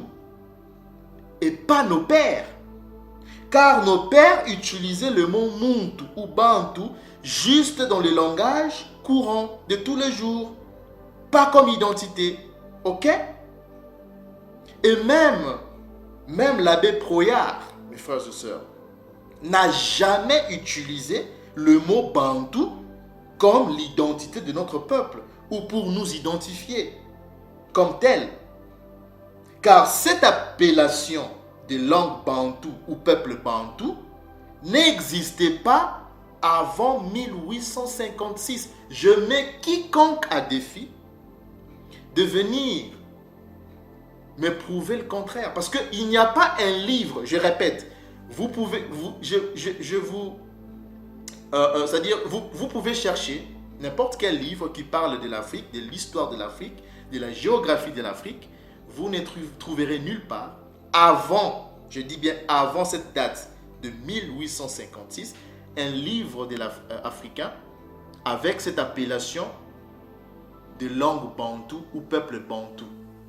Il n'existait pas un peuple sous cette identité-là, sous cette appellation-là de peuple bantou, langue bantou. Ça n'existait pas. Et d'ailleurs, on va voir la date dans laquelle a écrit, comment dirais-je, un instant mes frères et sœurs, on va lire Abbé Proyard, la date à laquelle il a écrit le livre, attendez, on va aller sur Wikipédia, Abbé Proyard. L'abbé Proyard, pour ceux qui ne savent pas, l'abbé Proyard c'était un jésuite, un jésuite spion du Vatican qui a été envoyé dans l'Empire Congo pour nous espionner, c'est-à-dire il a fait des études sur nos langues et dans un de ses livres intitulé Histoire de Luango, Kakongo et autres royaumes d'Afrique, ce livre-là a été écrit, on va prendre, allons sur Wikipédia, donc Abbé Proyard, on va aller sur ses œuvres, dans la rubrique œuvres, voilà, ça se trouve là, le livre qu'il a écrit, voilà la date à laquelle a écrit, mes frères et sœurs, l'abbé Proyard, son livre sur l'histoire de Luango, Kakongo et autres royaumes d'Afrique, en 1776.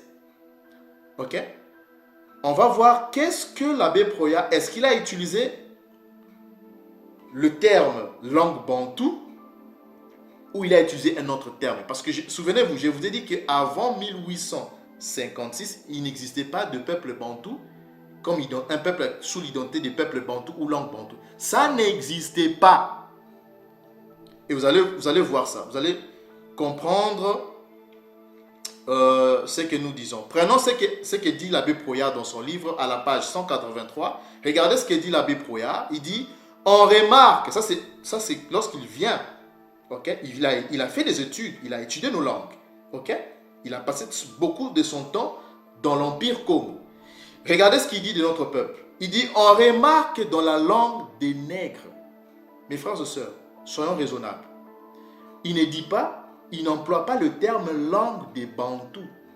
Mais l'abbé Proyard, en 1700, c'est quoi encore la date? Revenons sur la date. 1776, l'abbé Proyard dit quoi? On remarque dans la langue des nègres, pas Bantou mais nègres, plusieurs tours de phrases qui tiennent de l'hébreu. Donc, l'abbé Proyard, un jésuite, confirme que la langue de nos peuples, nos langues que nous parlons, le paléo-mbala, c'est de l'hébreu, c'est du paléo-hébreu. Mais lorsqu'il dit ça, il ne mentionne pas une langue, il ne dit pas langue des Bantous, mais il dit langue des nègres. Vous voyez ça, mes frères et sœurs? Pourquoi? Parce que ça n'existait pas. L'identité d'un peuple bantou ou d'une langue bantou, ça n'existait pas chez nous. C'est pour cela qu'il utilise le terme la langue des nègres. Et vous allez voir que tout le livre d'histoire de géographie qui parle de l'Afrique, on mentionne toujours ces mots-là. Région de nègres, pays de nègres. Vous ne trouverez jamais, je mets quiconque à défi, avant 1856, où vous trouverez le mot pays des Bantous. Ça n'existait pas. Donc c'est cet édomite allemand qui nous a collé cette identité, ok, de peuple bantou ou langue bantou. Mais pas nos pères, car nos pères utilisaient ces mots bantou ou muntu juste dans la langue de tous les jours, dans le langage courant. D'accord? C'est comme si je venais chez vous. Imaginons que moi, je suis un étranger et que je vais dans un quartier quelconque, d'accord, pour étudier la langue de ce peuple qui habite dans ce quartier. Alors, qu'est-ce que je fais? Je vais aller entrer maison par maison ou famille par famille pour poser des questions. J'entre dans la première maison, je demande aux personnes qui y vivent, comment vous dites ou comment vous appelez par exemple les enfants? Comment vous dites les enfants dans votre langue? Et ils me répondent Bala, Bala ou Bana. Je vais encore dans une deuxième, troisième, quatrième maison. Je leur pose la même question et ils me répondent la même chose, Bana. Je continue de parcourir le quartier. Je vais dans la cinquième, sixième et j'entre dans toutes les maisons de ce quartier en leur posant la même question. Comment vous dites dans votre langue les enfants? Et ils me répondent Bana. Donc, je me rends compte que toutes ces familles, après des recherches, utilisent le mot Bana pour désigner les enfants. Donc, je décide alors de nommer ou étiqueter toutes les langues de ces familles sous l'appellation ou sous le nom de langue Bana. Mais ce mot Bana, c'est pas moi qui l'ai inventé, non. Mais je l'ai juste pris chez ces familles et je les ai désignés ou nommés sous cette identité de langue Bana. Mais ces familles, en vérité, ne se sont jamais désignées sous cette identité de Bana. Quand bien même ce mot leur appartient. Et elles utilisent ce mot Bana juste dans leur langage de tous les jours, au quotidien, mes frères et sœurs. C'est tout. Pas comme leur identité. Ok? Donc c'est ça. Le mot Bantou n'est pas notre identité. Notre identité, c'est Mbala. Nous sommes des Mbala ou les Bambala, les Hébreux. C'est ça notre vraie identité. Et la vraie. Ok? Donc, et pour plus de précision, allez voir notre vidéo, là où nous avions parlé sur le nom véritable du mot hébreu. Vous aurez toutes les informations là-bas. D'accord, mes frères et sœurs? Dans la vidéo, elle est là. Donc, révélation sur le nom véritable du mot hébreu. Donc, vous pouvez aller, pour ceux qui n'ont pas regardé encore cette vidéo, d'aller voir cette vidéo et vous aurez toutes les informations sur le nom véritable du mot hébreu qui est Mbala ou les Bambala, les Hébreux au pluriel. D'accord? Alors, revenons maintenant sur les livres de Biloussi pour conclure, mes frères et sœurs. Parce que souvenez-vous, on vous a révélé le nom véritable du mot Adam. C'est Dimuntu qui veut dire l'humain, ok, ou l'humanité. Maintenant, ce que nous allons faire, nous allons donner la bonne traduction en paléo-mbala, mes frères et sœurs. Nous allons traduire en paléo-mbala Biloussi, le chapitre 1er, le verset 26 au verset 27 en paléo-mbala. D'accord? Et vous allez comprendre la beauté, vous allez voir plutôt la beauté de la vérité. Parce que c'est nous sommes ce peuple-là. Réveillez-vous, on vous le dit, de vous réveiller parce que voilà, la vérité saute sous vos yeux. Vous l'avez en face de vous, devant vous. Ok? Et vous allez voir, nous allons encore vous révéler d'énormes, des grands secrets lorsque nous allons traduire ces deux passages, Biloussi, c'est-à-dire ces deux versets, Biloussi, le chapitre 1er du verset 26 au verset 27, mes frères et sœurs. Alors, on vous a déjà révélé le mot Adam. Alors, nous allons... Le mot Dieu, par exemple, si nous cliquons sur le mot Dieu, vous savez que c'est Elimo. Okay? Elimo qui veut dire l'esprit. C'est l'esprit Congo. Okay? C'est Tatanzambi. Donc, Elimo, et le verbe dire ici, c'est Mala. Okay? Donc, Mala, qui veut dire parler, affirmer. C'est pareil aussi en Kikongo. Donc, c'est Mala. Et faisant, ici, le verbe sala. Donc, sala qui veut dire faire, agir, exécuter, tout ça comme ça. C'est sala. Et le mot Adam, l'homme, on a dit que c'est Dimuntu qui veut dire l'humain. Ça, on vous a déjà révélé ça. Alors, on dit à notre image. Alors, si nous cliquons sur le mot image, on va essayer un peu d'ouvrir cette fenêtre. Ici, le mot image, mes frères et sœurs, Ici, la traduction édomite, la prononciation édomite, ils prononcent ces mots-là, Ntsele, Ntselem, Tselem, Tselem. Hein, Tselem. Donc, vous avez le tzaddik, ensuite, vous avez le lamed. Donc, le tzaddik, pour ceux qui ne savent pas, c'est le son t. Donc, le son t, c'est-à-dire c'est ce ts en fait. Et ts peut aussi se lire comme une lettre t. Ok? C'est comme on dit titi.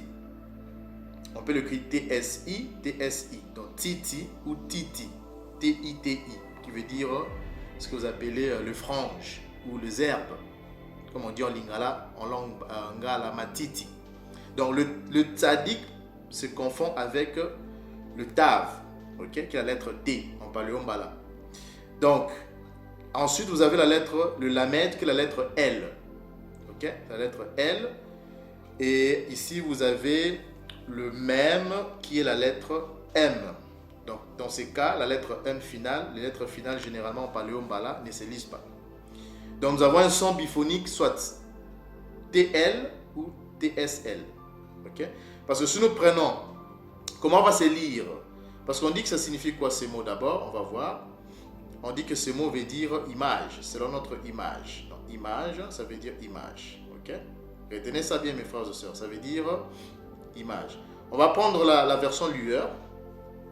Ok, on va prendre la version lueur pour voir comment ces mots-là vont se lire. Donc, je dis TS qui est le tzaddik. Ensuite, vous avez le lamed, le même. Le même à la fin ne va pas se lire. Donc, il nous reste un son biphonique TL. Et ce mot-là va se lire ntala. Ntala, qui vient du verbe tala. Ok? Donc, ça veut dire, d'après la définition, ça veut dire image.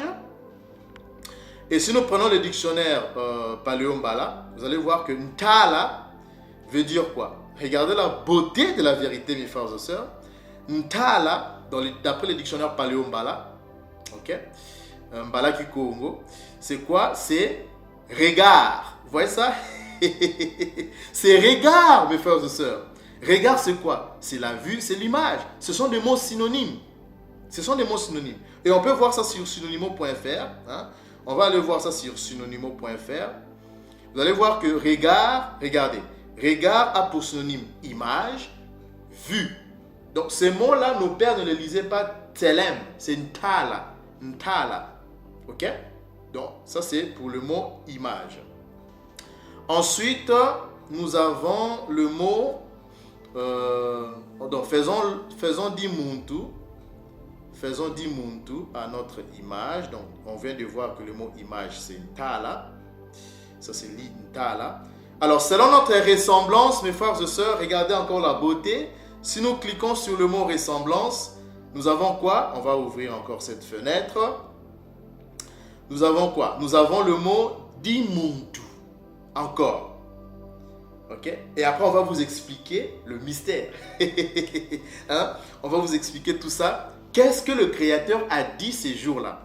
Donc, pour le mot ressemblance, vous avez le dalet qui est là, qui est la lettre D. Le même, qui est la lettre M. Ensuite, vous avez le vav. Et vous savez que le vav, pour ceux qui suivent nos vidéos, le vav a soit le son du W, du V, du O ou du U. Et dans ces cas, ça sera le mot, la lettre U.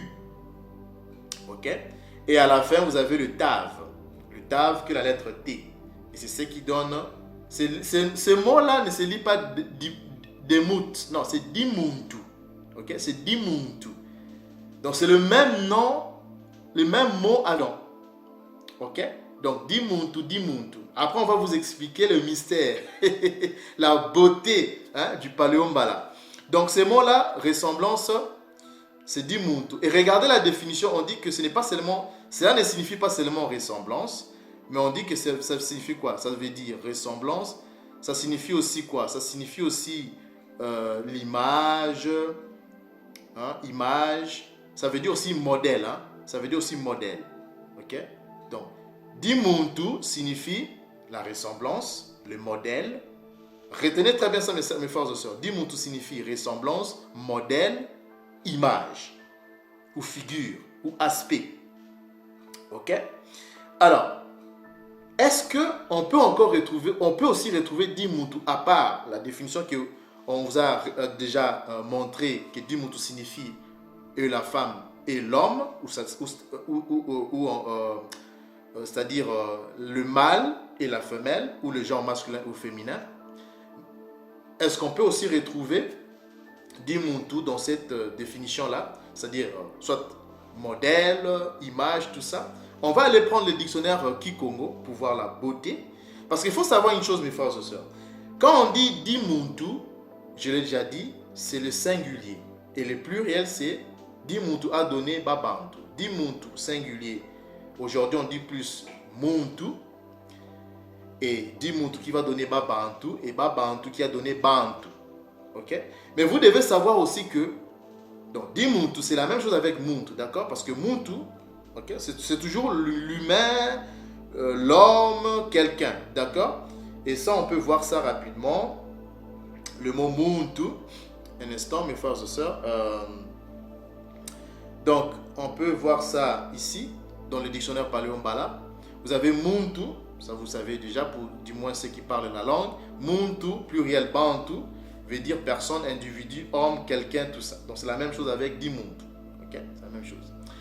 Alors, ensuite, ce qu'il faut savoir, c'est quoi?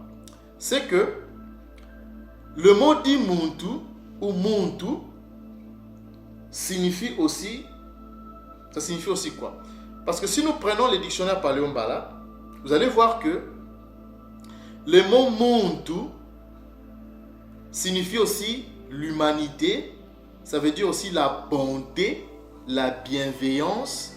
Ok? Retenez, hein? Retenez ça bien, mes frères et sœurs.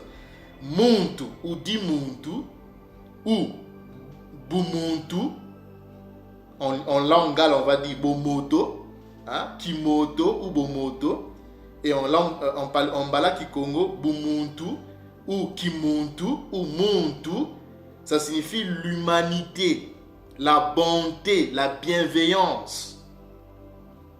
D'accord? Mais ça ne se limite pas seulement là. Vous allez voir que Muntu ou Dimuntu, ça veut dire aussi quoi? Ça veut dire aussi la nature humaine, mes frères et sœurs. Quand on dit Kibantu ou Kimuntu ou Kibantu ou Bantu, ça veut dire aussi l'humanité, ça veut dire aussi la nature humaine, la bonté. Ok? Et la nature, vous allez voir que la nature a pour synonyme, hein, vous voyez que, voilà, on peut dire soit Bomuntu ou Kimuntu, ça veut dire la compassion, ça veut dire la miséricorde, ça veut dire l'humanité, ça veut dire la nature humaine. Ok? Et la nature humaine, on vient de le voir, la nature humaine a pour synonyme quoi? Parce que quand on dit la nature, c'est quoi? La nature, c'est comment dirais-je? C'est le modèle. Parce que souvenez-vous, mes frères et sœurs, souvenez-vous, on a dit que le mot ressemblance, donc Dimuntu, ressemblance, ça veut dire aussi modèle. Et vous allez voir que modèle a pour synonyme la nature humaine. Ok? Parce qu'on vient de le retrouver dans, mes excuses, dans les dictionnaires Paléo-Mbala, dans Mbala Kikongo. Ok? Donc Dimuntu veut dire, ou Muntu ou Bantu veut dire aussi la nature. Et vous allez voir que la nature, bien sûr la nature humaine, dans la nature, vous allez voir que ça pour synonyme, quoi?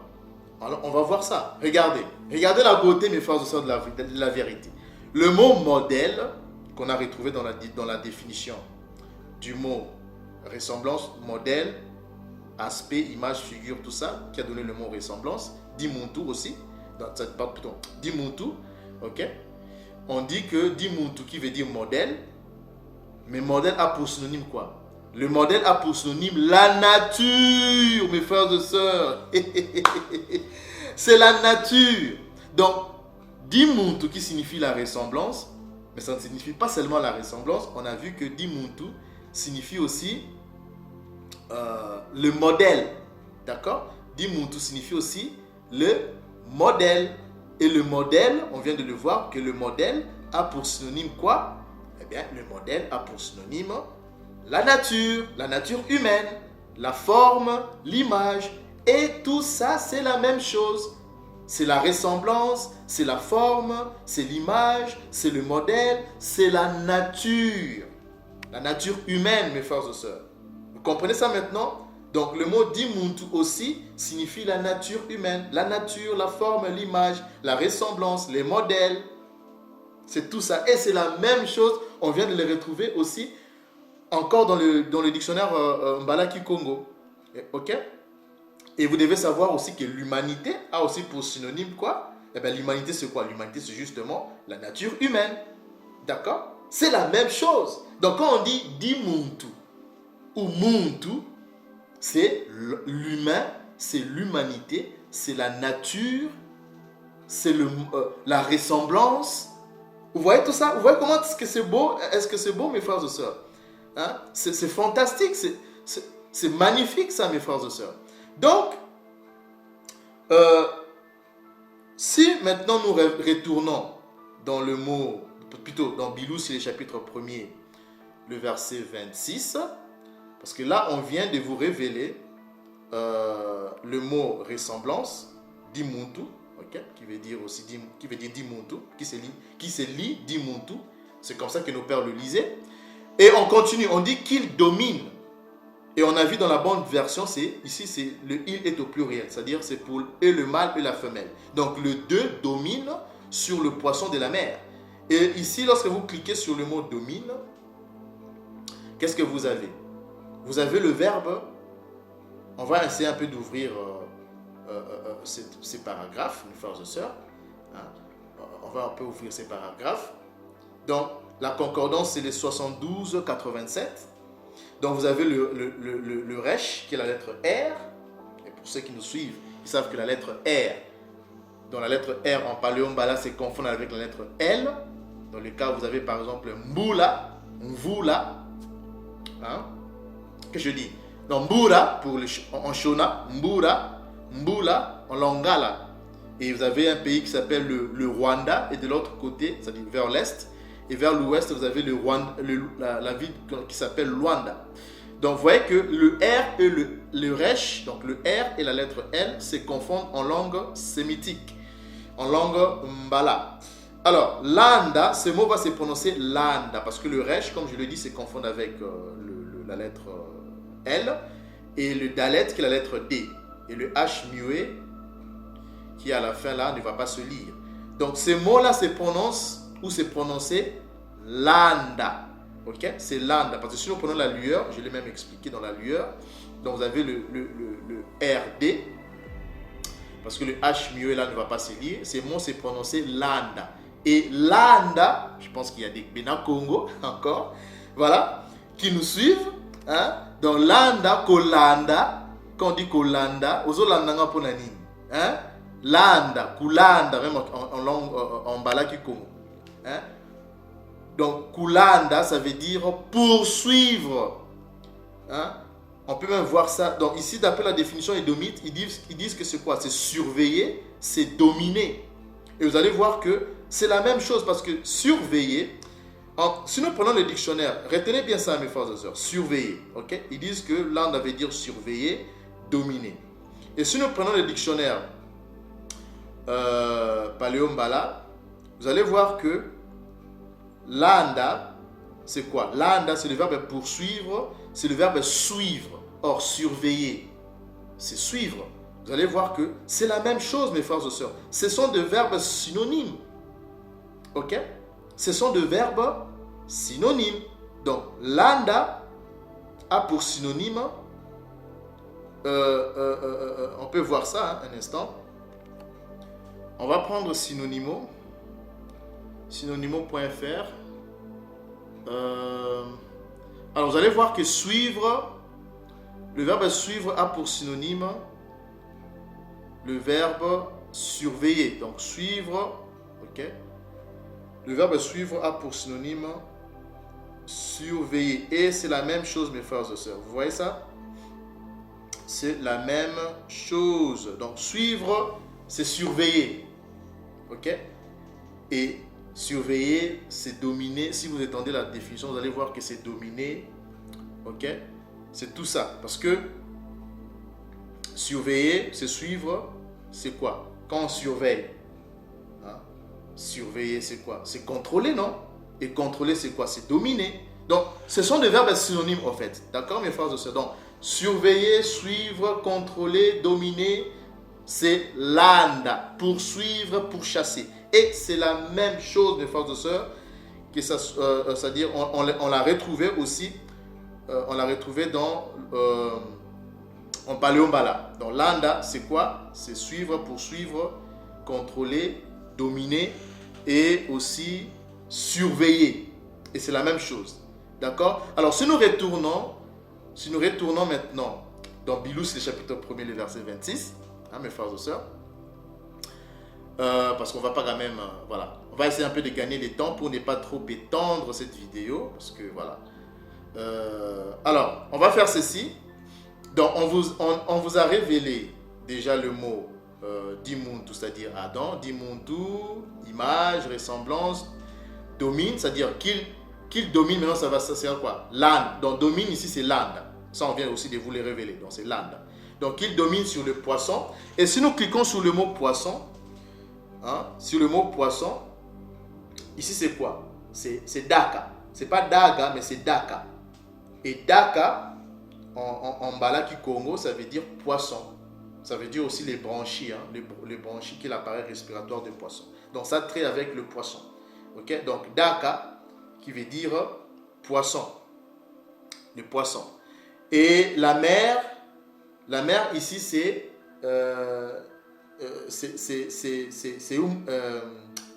Imbu. Ok? C'est Imbu. Ok? Donc, Imbu qui veut dire la mer, l'océan. Et les oiseaux ici, on va aussi vous révéler ça. Donc, juste pour essayer un peu de, voilà, d'aller un peu beaucoup plus rapidement, ce que nous allons faire ici, pour gagner un peu du temps, j'aimerais qu'on puisse, j'aimerais vous révéler le nom véritable du mot. Je suis au verset 27, le mot mâle, donc le mâle comme étant genre masculin et le genre féminin ou la femelle. J'avais dit que j'allais vous le révéler un peu plus tard, donc on va maintenant en parler. Donc Ntsaka, ces mots-là, Ntsaka, ça se lisait, on peut les lire soit Zaka ou Ntsaka, d'accord? On va prendre la lueur, un instant. Donc pour le mot, je disais pour le mot homme, on va prendre la version lueur. On va prendre la version lueur. Alors, comment ces mots se lisaient? Ok? Donc, nous avons le zaïn. Ensuite, nous avons le kaf, qui est la lettre K. Zaïn, la lettre Z. Le kaf, la lettre K. Et le resh à la fin, qui est la lettre R. Et dans ces cas, généralement, vous savez que les lettres finales ne se lisent pas en paléombala. Donc, dans ces cas, il ne va pas être lu. Donc, il nous reste un son biphonique ZK. Donc, on peut lire ces mots-là, soit Ntsaka ou Nzaka. Ok? Et vous voyez que au moins, ils ont plus ou moins réussi la prononciation, même si le R à la fin ne se lit pas. Donc, ces mots se lisaient ou se lit Nzaka ou on peut lire soit Nzaka ou Nzaki. Ok? C'est Nzaka ou Nzaki. Ou bien avec le son S, Ntsaka ou Ntsaki. Et cela signifie quoi? On dit que ça signifie homme, mâle.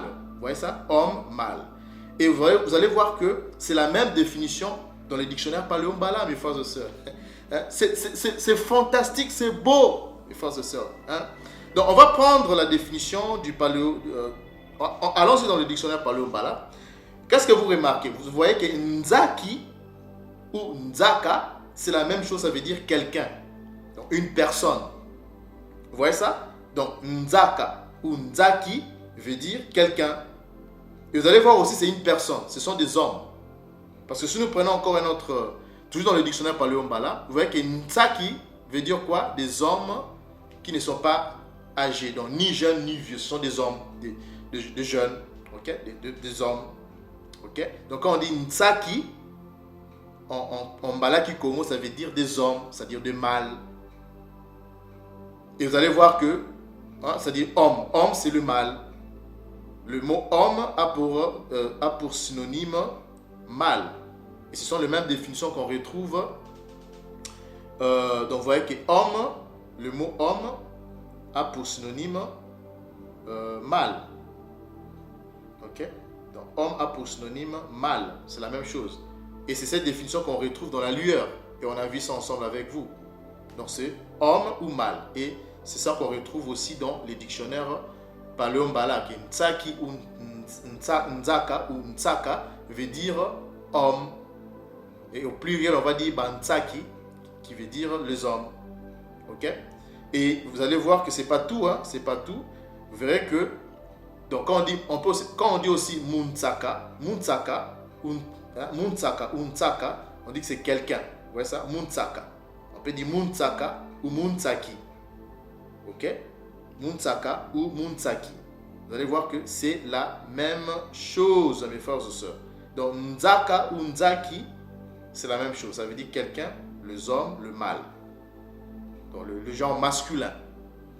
Et c'est la même définition qu'on retrouve en paléo-mbala. Ok?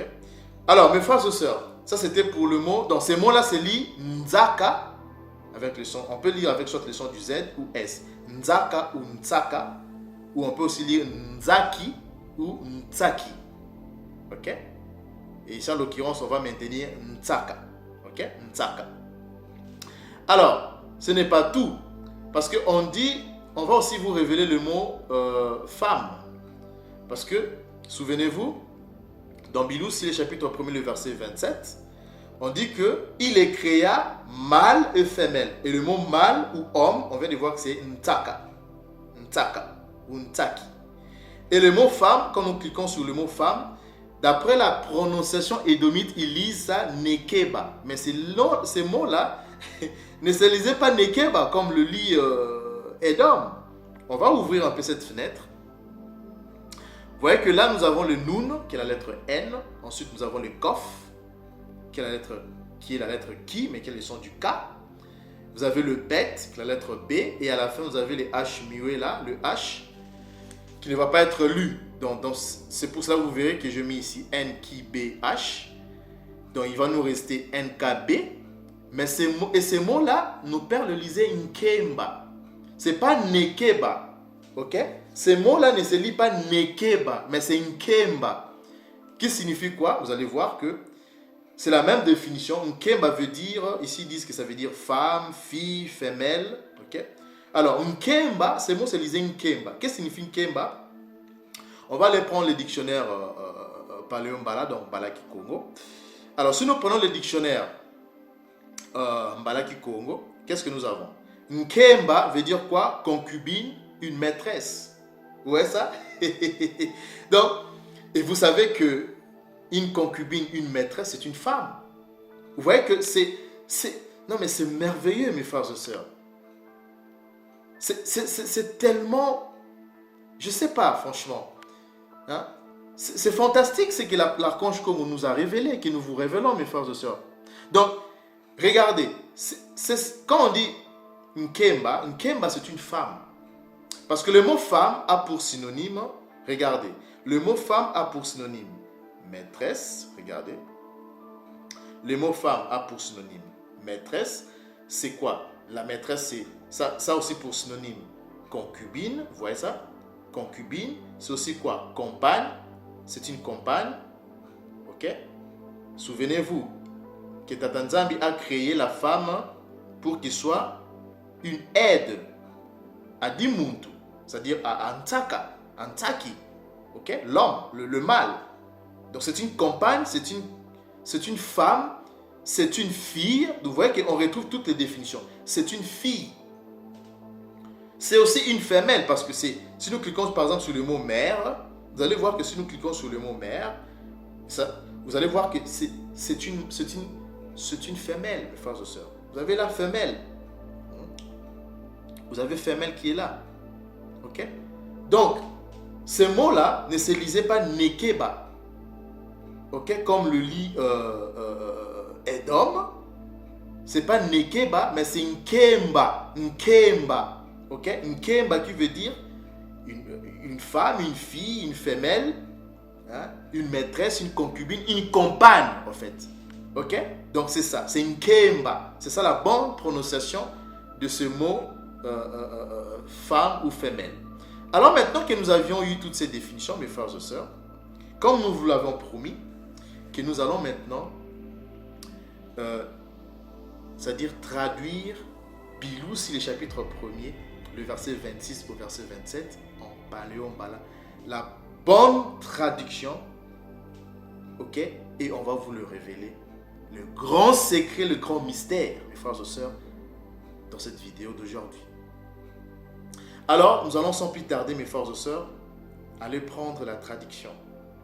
Ok? La bonne traduction de Bilusi, le chapitre 1er, le verset 26 au verset 27. Regardez, mes frères et sœurs, maintenant, la beauté, ok, de la vérité. Parce qu'il est la vérité, c'est comme qui nous a révélé ça. Regardez, mes frères et sœurs. Traduisons ces passages, j'ai écrit, traduisons ces passages en Balaki Congo. Bilusi, chapitre 1er, verset 26 à 27. On va commencer à partir du verset 26. Tatanzambi, donc Elimo, donc l'esprit Congo, Mala, dit, affirme, Betu Sala di Muntu. Je répète. Tatanzambi Mala, Betu Sala di Muntu. Donc faisons l'humain, ok? Faisons l'humain, betu sala di muntu, à notre image, nantala di muntu na beto. Ah, kembo mfumu wetu. Ah, mtata nzambi yetu amazulu. Mes frères et sœurs, donc Tatanzambi mala betu sala di muntu nantala di muntu na betu, c'est-à-dire faisons l'humain ou créons l'humain à l'image nantala, à l'image nantala di muntu, parce qu'on vient de voir que di muntu aussi signifie le modèle, la nature, la ressemblance, l'image. Ok? La compassion, la bonté. On l'a vu ensemble avec vous. Alors, la traduction est la suivante en français. Donc, Tatanzambi dit, créons, faisons l'humain à l'image de notre nature ou selon notre nature. Ou à l'image de notre nature. Ok? De notre nature, mes frères et sœurs, de notre modèle. C'est ça la bonne traduction. Selon notre ressemblance aussi, bien sûr. Mais créons ou faisons l'humain à l'image de notre nature, de notre modèle. Vous voyez ça? Et la suite, c'est quoi? Yalanda mandaka, c'est-à-dire qu'ils poursuivent, parce que landa, c'est le verbe poursuivre, pourchasser, qu'ils pourchassent, qu'ils poursuivent, qu'ils dominent, qu'ils surveillent. Mandaka, parce que c'est au pluriel, les poissons. Ok? Yalanda mandaka. Yambu, c'est-à-dire Yalanda Mandaka Yambu, c'est-à-dire qu'ils suivent, qu'ils dominent, qu'ils pourchassent les poissons de l'océan ou de la mer. Yambu. Yalanda Mavafa. Yalanda Mavafa. Parce que Vafa, ça veut dire quoi? Ça veut dire. Parce qu'à l'époque, nos pères, pour dire oiseau, ils disaient ceux qui ont des ailes. C'est comme ça hein, dans la conception Mbala. Ok? On dit, quand on dit Vafa, ça veut dire celui qui a des ailes. Donc, c'est-à-dire c'est l'oiseau. ou les oiseaux. Donc, quand je dis ma, c'est le pluriel. Okay? C'est pour ça que je mets entre parenthèses le pluriel. Donc, yalanda mandaka, yambu. Yalanda mavafa ou ma veve. Il y a d'autres Congo qui disent, il y a d'autres mbala qui disent ma veve ou ma vavi. Hein? Donc, parce que donc le P peut aussi avoir le son du V. Ça se confond dans la langue sémitique. Donc, yalanda mandaka yambu. Yalanda mavafa ou ma vavi ou ma veve.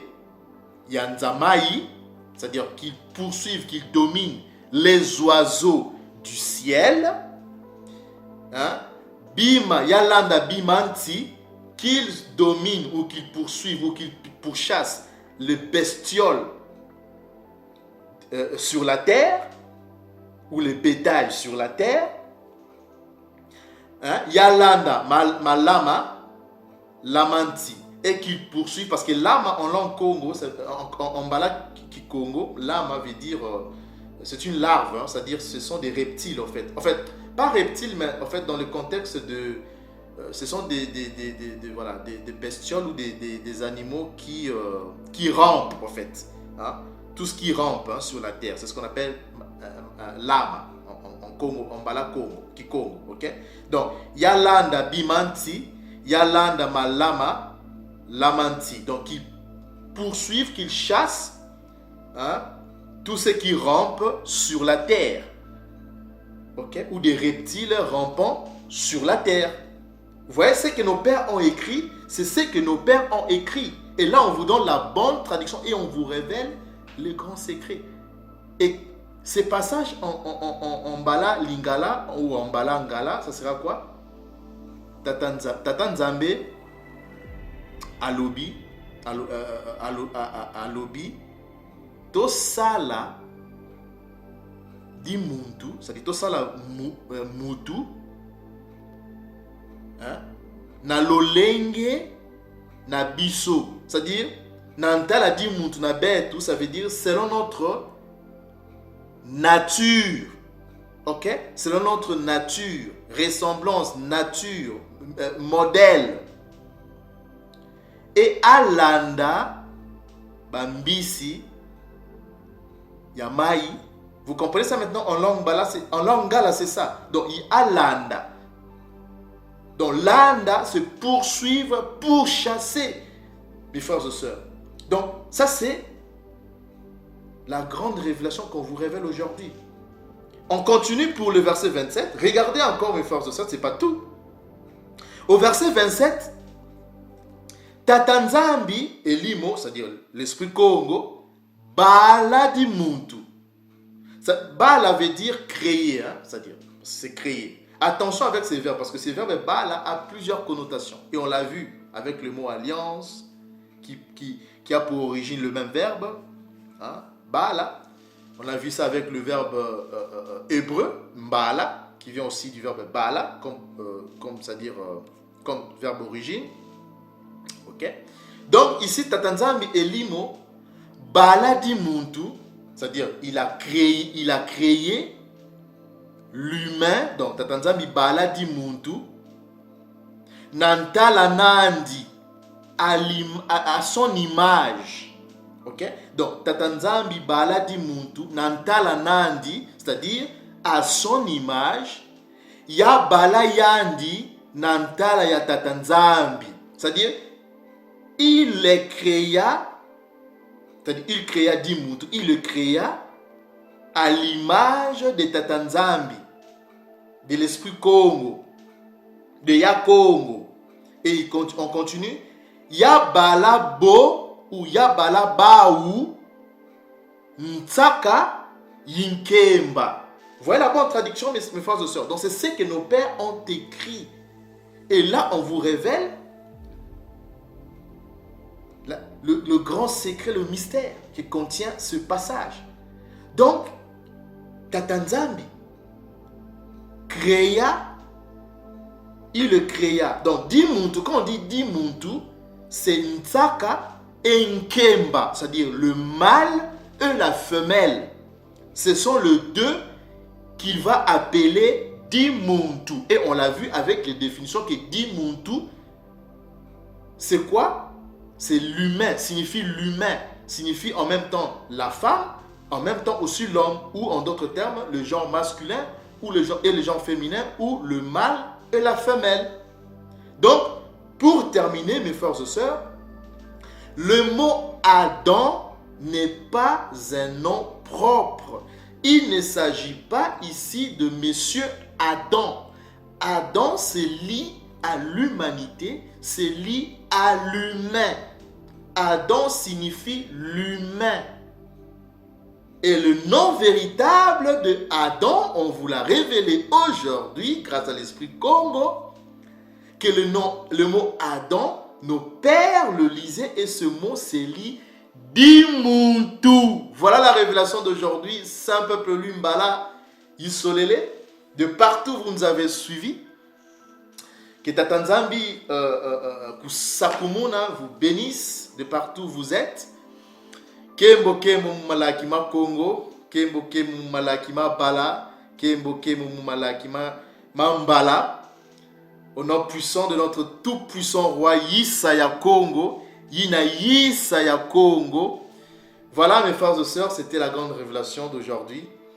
Et voilà, je pense que mon frère Rodrigue, tu as eu ta réponse. Et ainsi que notre peuple, notre communauté. Alors partagez cette vidéo.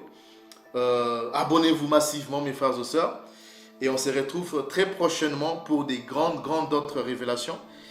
Et sinon, portez-vous tous bien, que Yakongo règne et que son peuple et Lumbala Isolele avec et Salama Donda.